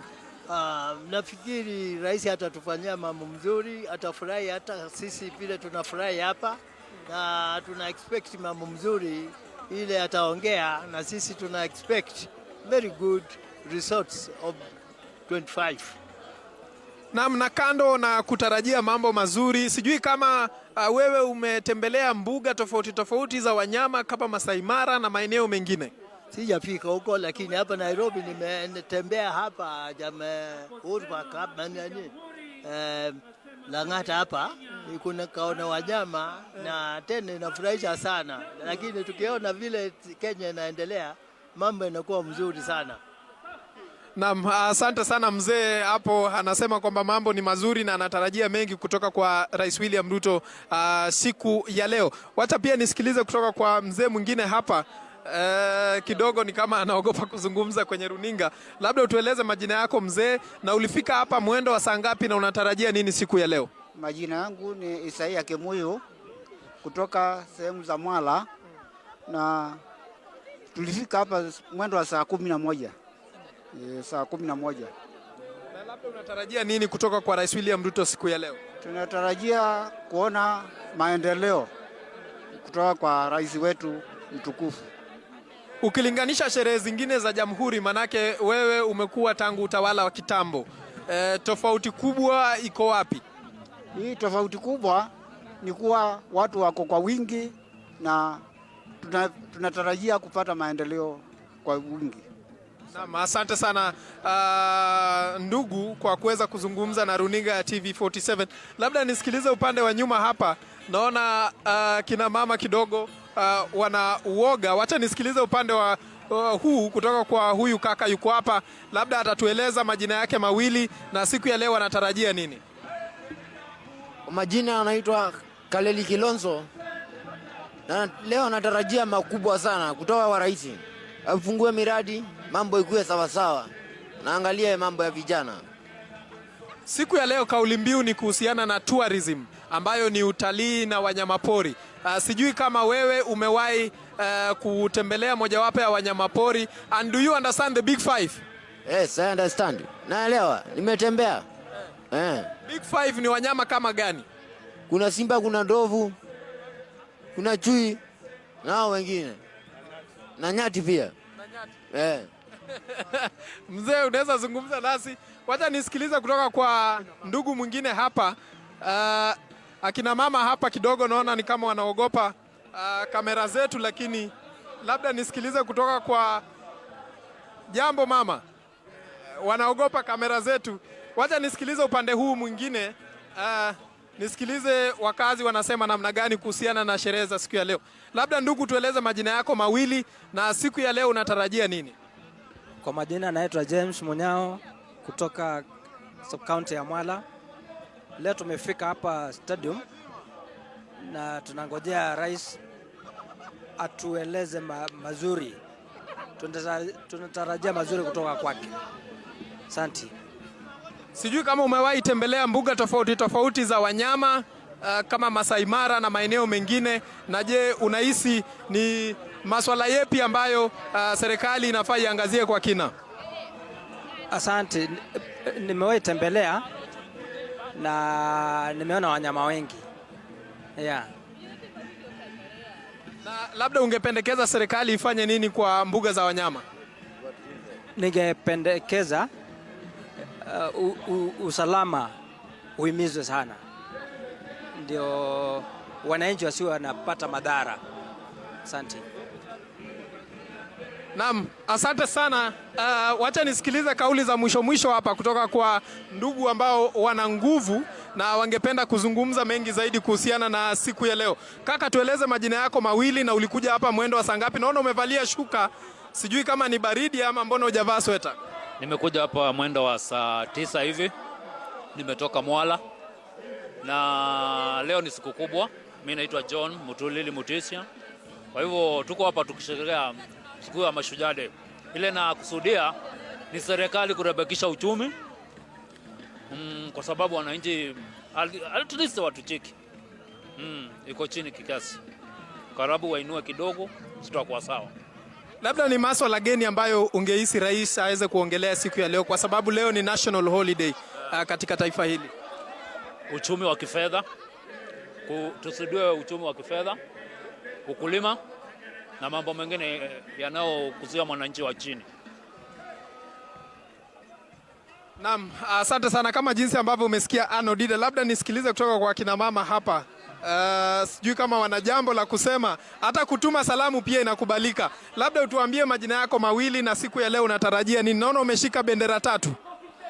Nimeshika bendera 3 kwa sababu siku ya leo ni siku ya kusherekea kwa wananchi wote wa Kenya.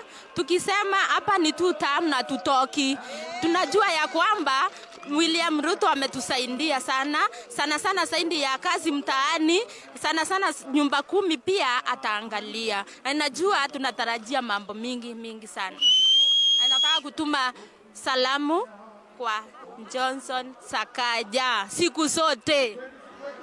Kama jinsi ambavyo umesikiliza pale, wananchi, kuna mbwembwe na shangwe na vifijo hapa ambayo inaendelea kushamiri, na kuna mengi tu ambayo yanatarajiwa siku ya leo, na tunasubiri muda mchache kuanzia sasa Rais William Ruto pamoja na viongozi mbalimbali wataweza kuwasili katika uga huu wa Nyayo, na ambapo shughuli nzima itakuwa inang'oa nanga, na kisha tutakuwa tunatarajia mengi ikiwemo swala la utalii ambalo rais anatarajiwa kuzungumzia kwa kina zaidi, ikiwemo sera mpya au policies ambazo itaweza kuongoza sekta hiyo ya utalii, na pia rais atakuwa anaguzia baadhi tu ya hatua ambayo Kenya imepiga, sio tu katika sekta ya utalii bali miradi mbalimbali ya serikali ambayo imekuwa ikiendelea.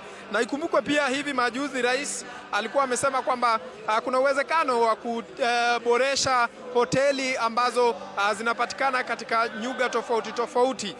Hivyo basi hii itakuwa ni hatua kubwa zaidi, na mbali na miradi hiyo pia kuna suala la maendeleo na ambalo Rais William Ruto atakuwa anaguzia kwa kina zaidi. Na ikumbuke kwamba kwa sasa bado watu wanaendelea kuingia katika uga huu wa Nyayo, kama jinsi ambavyo unasikiliza sherehe imenoga kabisa. Shangwe na nderemo na vifijo imeshika kasi hapa. Kwa hivyo tutaendelea kuwafahamisha watazamaji wetu mengi zaidi wakati ambapo rais atakapokuwa anawasili.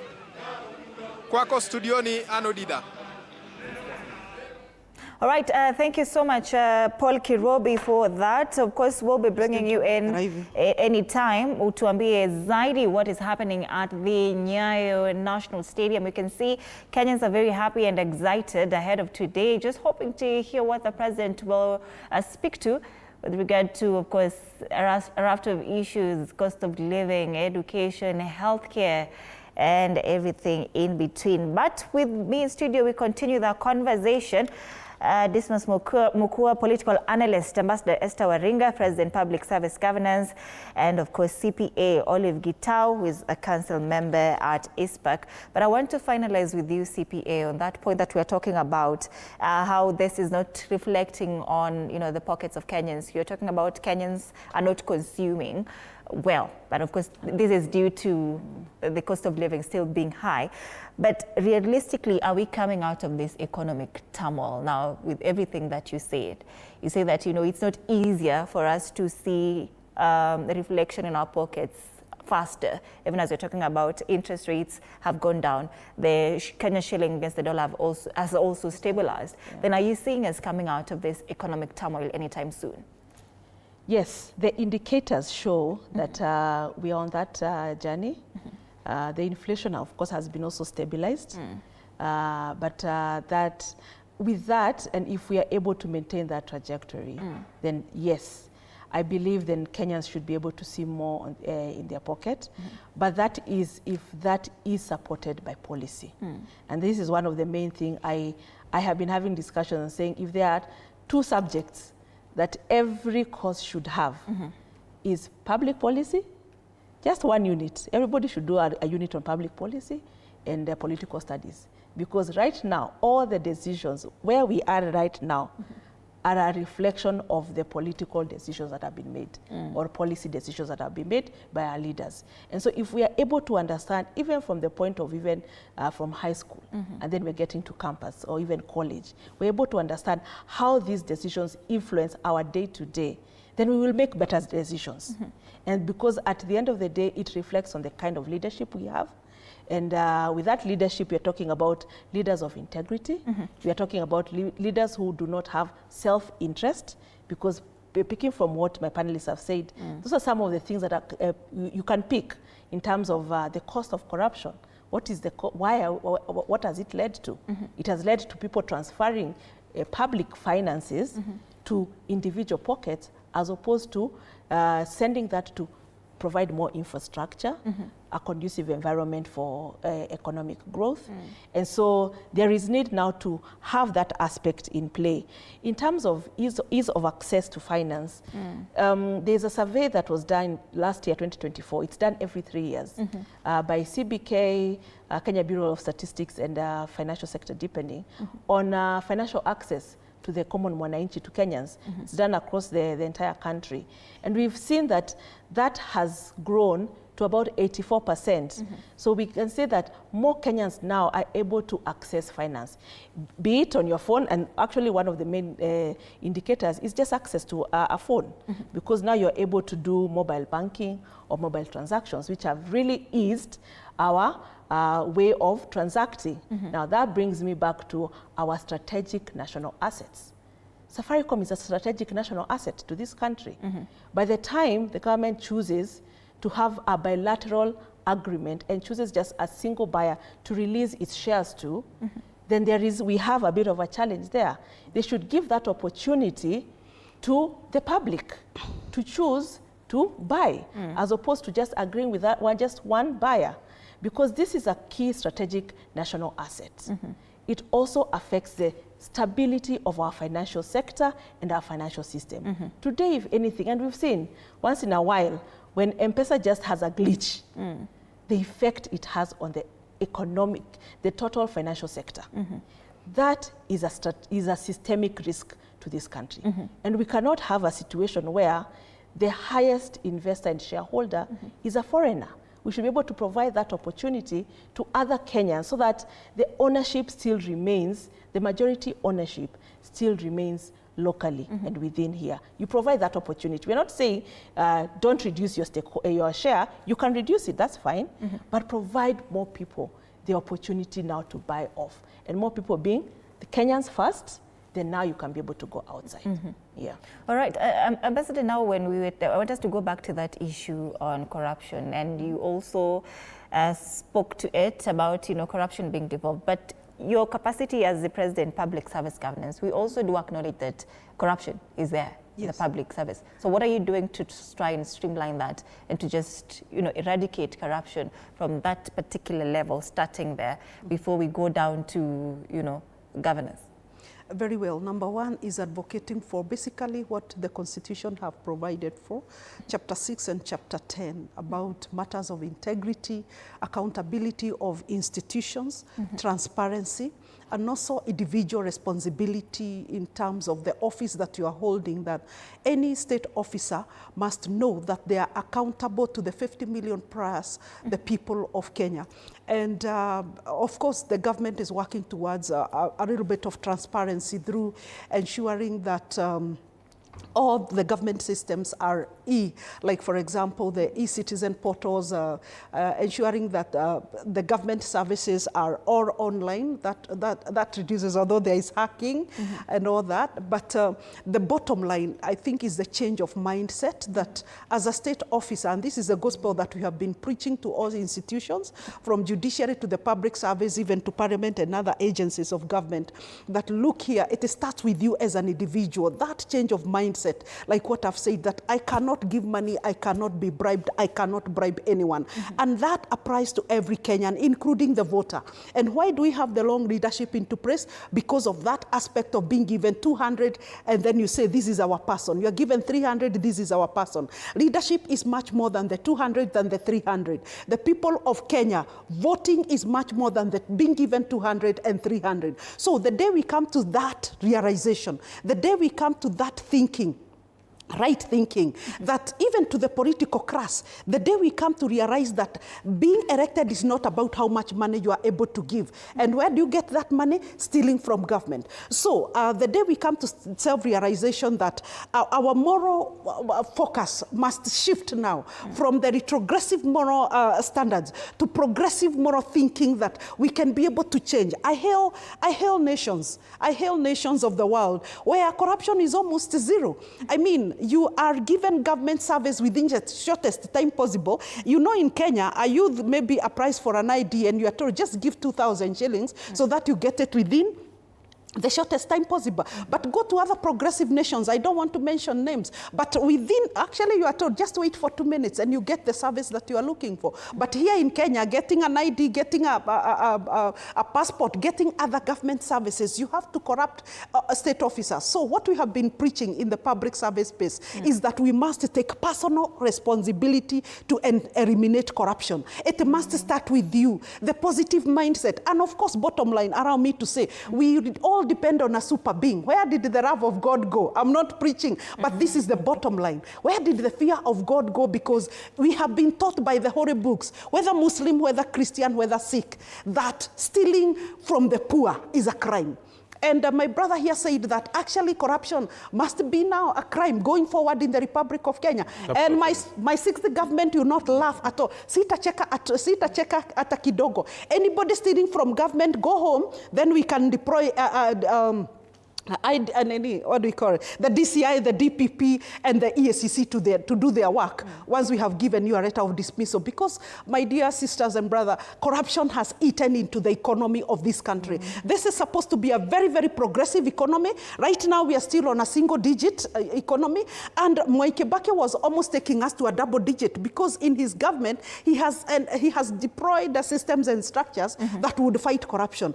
So this is something that we cannot continue loving about, and be assured that the day I take over government as the 6th president, anybody stealing from government, and not only the day I take over, even right now, Right now, as the President of Public Service Governance, we are trying to open up our eyes to see these people who have decided that Kenya can't move forward, that Kenya's economy can't grow by stealing in government, losing 2 billion shillings. President Uhuru Kenyatta talked about it. That's not little money.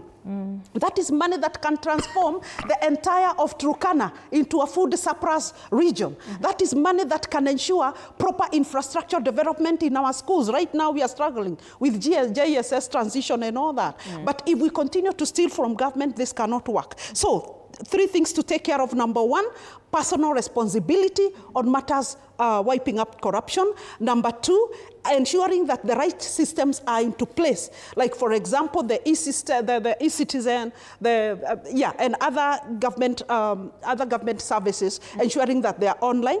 Then number 3, the institution, the multi-agency synergy on corruption, the EACC, the DCI, the judiciary also, fast-tracking cases that are dealing with corruption. And to the Chief Justice, we are still waiting to see these heavyweights.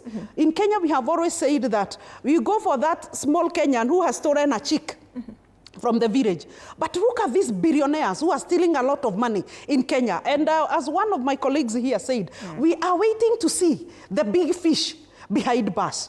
We are waiting to see these people who have technically curtailed Kenya's economy because of stealing behind bars. The systems have given them a railway where they continue to enjoy driving heavy cars, living posh lives, and of course, so much opulence, while Kenyans out there are suffering. A Kenyan cannot afford a packet of unga because somebody is stealing billions of shillings out there. And equally, we are headed to general elections. IBC, the backstops with them, and the Elections Act is very clear that IBC enjoy a singular responsibility to ensure that they take care of campaign expenditure.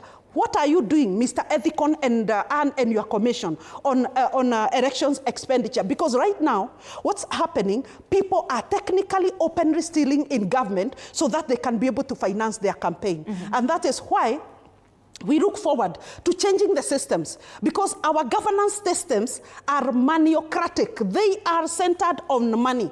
That I have to amass, if I'm running for a member of parliament, more than 100 or 200 million shillings. Where will you get that money? As a presidential candidate, somebody tells me, Madam, if you don't have 4 billion, forget it. And I tell them, I'm taking over presidency. Whether I have 4 billion or not, this country needs change. It's not about how much money you have. And we must know it's about how much brain, how much selfless commitment you have to transform the Republic of Kenya. So going forward, we are headed to an election. IBC, EACC, Inspector General of Police, the judiciary, the interagency synergy will do Kenya's good if we all put our energies together. And I think the public service will organize a summit come mid-2026 to bring all these agencies together so that we speak into 2027. What are we looking to? Are we looking into members of parliament who are able to pour out so much money into the public? To be elected? Are we looking forward to presidential candidate who steal so much from government? Those are the ones who qualify as candidates. What are the parameters? What is the criteria of birthing the next leadership in the Republic of Kenya? We remain totally committed. You mentioned something quite interesting when you were starting this conversation, that the public service sector has been politicized. Yes. Your capacity as the president of this organization, then it leaves us wondering, then whose responsibility is it to ensure that this particular sector serves the people of Kenya as it should, and not really just being politicized by these, politicians? And perhaps, as you answer that particular question, when you're talking about corruption, is it prominent in the public service sector as well? Because, well, as you say, the sector has been quite politicized. Whose responsibility is it to ensure that, this sector is serving the people of Kenya as it should? Okay, thank you very much. Yeah, I must say that as public service governance, we have tried our best, our level best. Recently, we had a summit, a multi-agency summit at the Kenya School of Government, and we brought all agencies together, all agencies serving the public service, and we discussed into this animal called corruption, and we agreed we agreed, and underlying a statement that came from the representative of the Inspector General, who said, we look forward to having the police stations as centers of excellence. That any Kenyan going to a police station, you are not asked to give 200, 500, so that you can be given the necessary service by a particular police officer. And again, we said that in other institutions of government, anybody trying to take money towards maybe, like giving a particular service to a Kenyan must be dealt with very well. And we spoke strongly. The EACC said, expressed their capacity and their readiness to fight this. So what am I saying? Is that we have tried as much as possible to bring all these agencies together and speak into the areas where we think that can be loopholes of corruption. Mm-hmm. And some of the very, very progressive resolutions is that we agreed that there is so much civic education that needs to be done, one, even to the people of Kenya, mm-hmm. when we talk about even voting. Yeah. So much civic education, and I hope IBC and also the public service that is ready 2026 to make sure that we impact the knowledge to the Kenyan voter. Mm-hmm. Who is a leader? Who do we define a leader to be? Is it that person who will come and pour out 5 million to you, 300 shillings to you? And again, we also tried to define what is corruption. Kenyans, even you receiving that 200 as a voter, that is corruption. We are starting it at that level. And we agreed we don't want as Kenyans to bring ourselves down to that level where you are given 200 and then you waste your whole 5 years. And not only wasting your whole 5 years, 1 year after you elect a government, Kenyans, what do? Gen Zs, we go back to the streets. That this government must go home. But technically, who elected that government? We Kenyans. Why? We were given 200, 300, 400. Kenyans, can we say no to the 200, to the 500? And that is why in my presidential campaign, I'm not giving a single coin. I want to be the first leader to show that we can be able to form a government of high integrity, responsibility, and accountability. The other thing is that we are forming a multi-agency body that will be able to oversight away from what EACC is doing, a multi-agency body that will be able to oversight the government delivery service in terms of fighting corruption. That is something else that we agreed, that we need a multi-agency body that is represented by judiciary, by EACC, by DCI, by DPP, by even the Media Council, so that we are able to deal technically with corruption. That if we hear of a case, maybe in the judiciary or in the public service in one of the ministries of government, in Amurikwa Visuri, if I'm to use Swahili,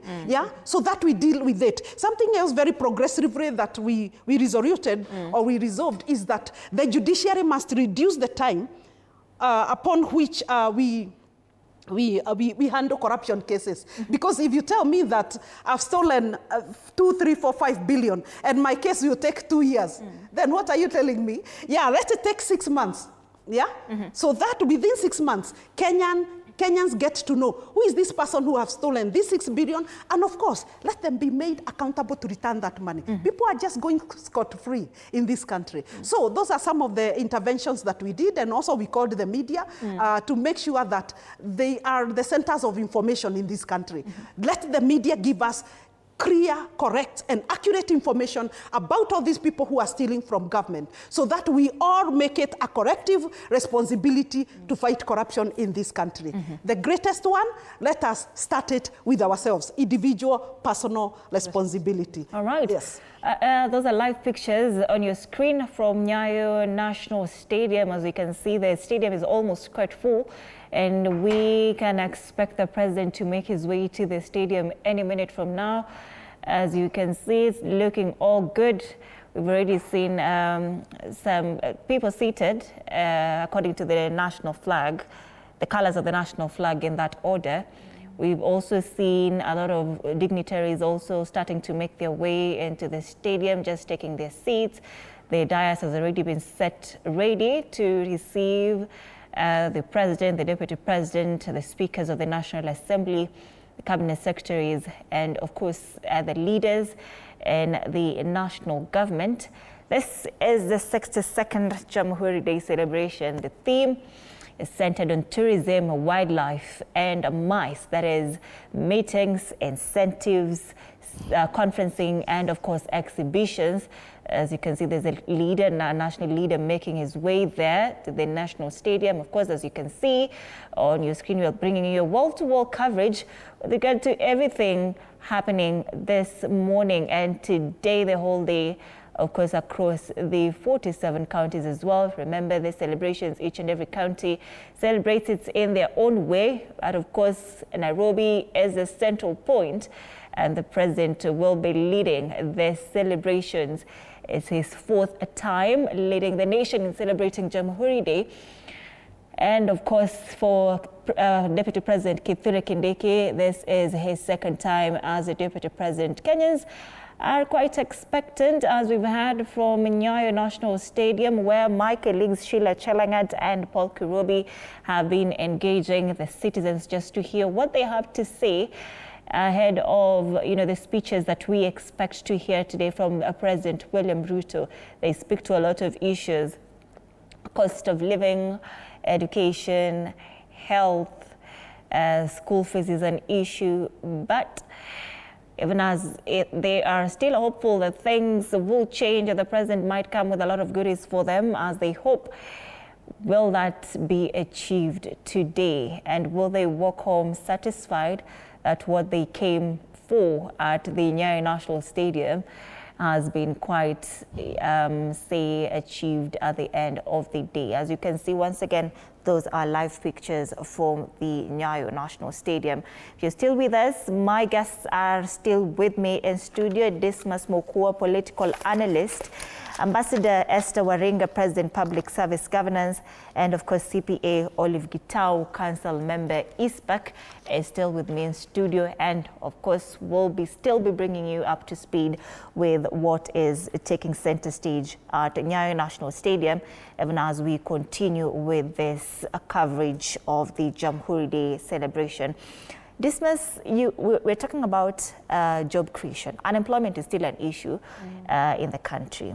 A lot of Kenyans are still saying that they're graduating, but there are still no jobs. Last year's theme for Jamhuri Day celebration was centered around that: jobs, labor migration, entertainment, and entrepreneurship. That was then last year. 2025, we're still talking about jobs being a challenge. This year, we are all still focusing on a different theme altogether. Then is it that we keep on, giving these celebrations just a theme, but leaving it at the boardrooms and not, taking it past these conversations that we're having during these celebrations? Then if last year we're focusing on jobs, labor migration, entertainment, and entrepreneurship, nothing has been done a year later, then what's at stake? Yeah, first of all, allow me to respond to a number of issues. Let's begin with the Safaricom shares. And in my view, the conversation around Safaricom and the new transaction which is taking place, there's a lot of politics, and then there's a lot of that is with facts. Vodacom. Yeah, Safaricom, okay. Yeah. And in my view, you remember it's Mr. Rigathi Gachagua who indicated that the shares should be sold at, he spoke about a figure of about 70, 74, thereabouts.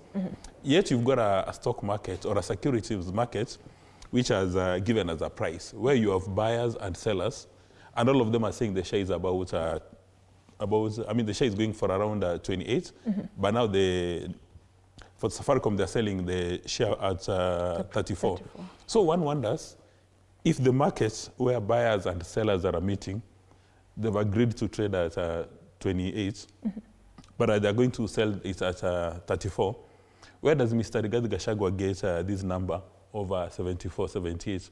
Where is the valuation coming from? And I think at this stage now, ISPAC, they need to do a public awareness program on the imports of the stock market and the meaning of the actual trading, that it's a buyer and a seller. You have shares at the stock exchange or the stock market, and people are willing to sell them at 28, and others are willing to buy them at 28, but the people who have structured the deal have gotten to 34. And in my view, as we have been told times above number, government has no business doing business. What they're supposed to do instead is be very strong regulators. Now, at some stage when government wants to raise revenue, they say, we are going to raise taxes. Kenyans say, a polite but firm, no. Kenya wants to borrow money from the international markets. Kenyans say, a polite but firm, no. Now, the Kenyan government wants to borrow from the local markets. Kenyans say, a polite but firm, no.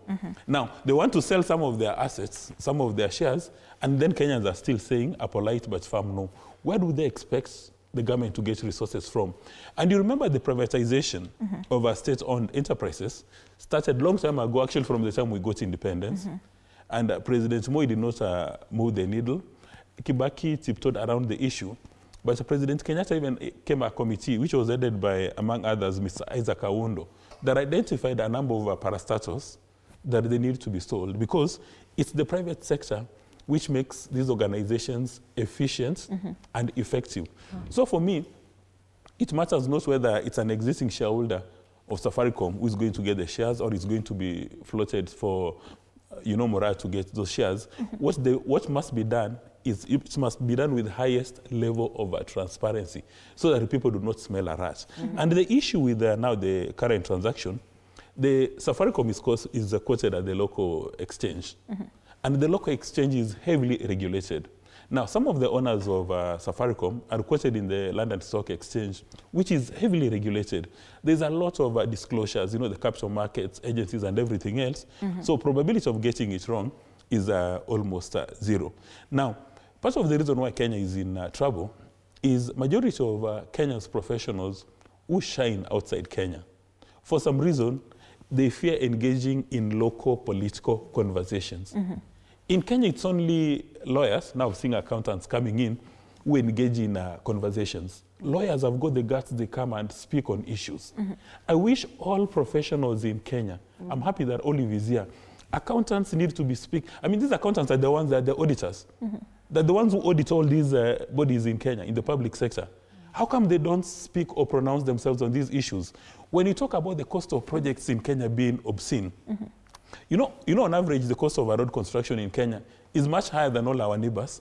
But engineers in Kenya do not come out and pronounce themselves. Well, you may say that the cost of a road or infrastructure depends on topography, raw materials, and everything. But do you have engineers speaking on these topical issues? A few days ago, the same gentleman, Rigathi Gachagua, said that a number of top politicians from Western Kenya have been compromised by President Ruto on the matter of gold in Ikolomani. And then he gave a figure that the gold is worth 6 trillion. We've not had subject matter professionals in Kenya or geologists disputing that figure. Because when did Rigathi Gachagua get this figure of 6 trillion, Bob?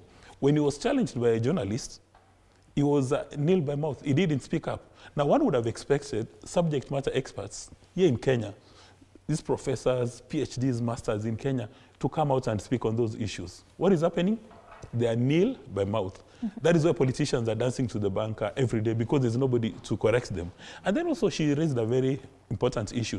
You know, in France, you do not assume public office before you go through a certain school to prepare you for public office. Now, in my view in Kenya, the moment you get elected or when you're occupying a position of authority, you must either go to the National Defense College or go through the Kenya School of Government for you to be given the basics of what she spoke about. Public policy.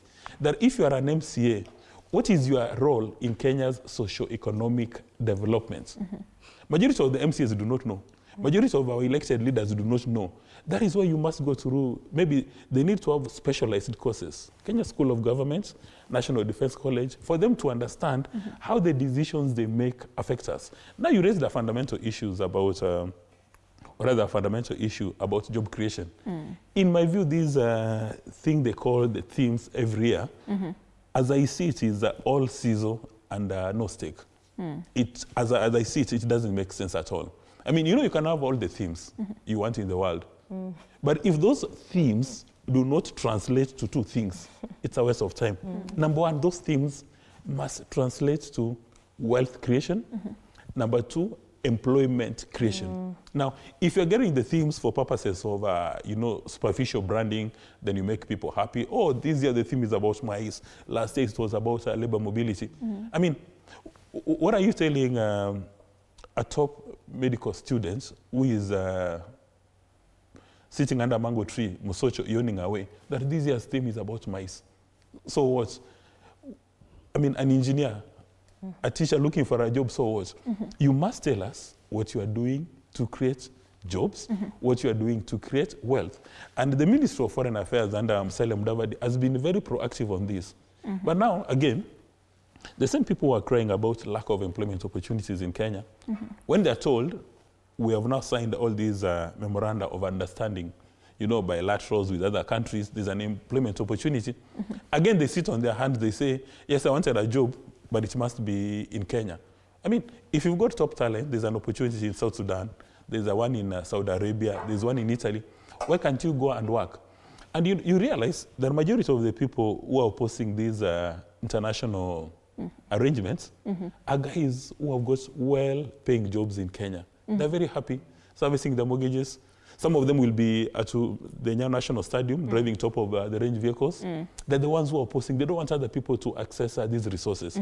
In my view, as Kenyans, you did ask, how do we make our progress? We must start voting with our selfish interests in mind. It can no longer be business as usual. For instance, in as much as we are saying that Esther wants to become a president, our probability of becoming a president is actually zero. Because she will not manage this catchphrase. Why? Kenyans will only vote for you to become a president after the first thing you go. If you come from Nyeri, you must go to Nyeri and beat everybody into a pulp. They start towing your line. You bring your tribal numbers, then you come to the national level. If you don't have your tribal numbers, you come to the national level, very soon we'll refer to you as a pepper tiger. Just hold on to that dismiss. Of course, she's here. She can defend herself. She can tell us.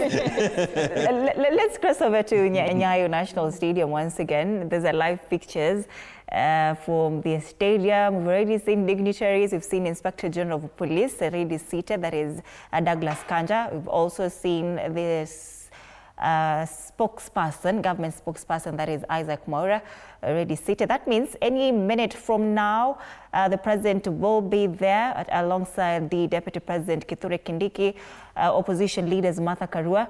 Martha Karua is also there.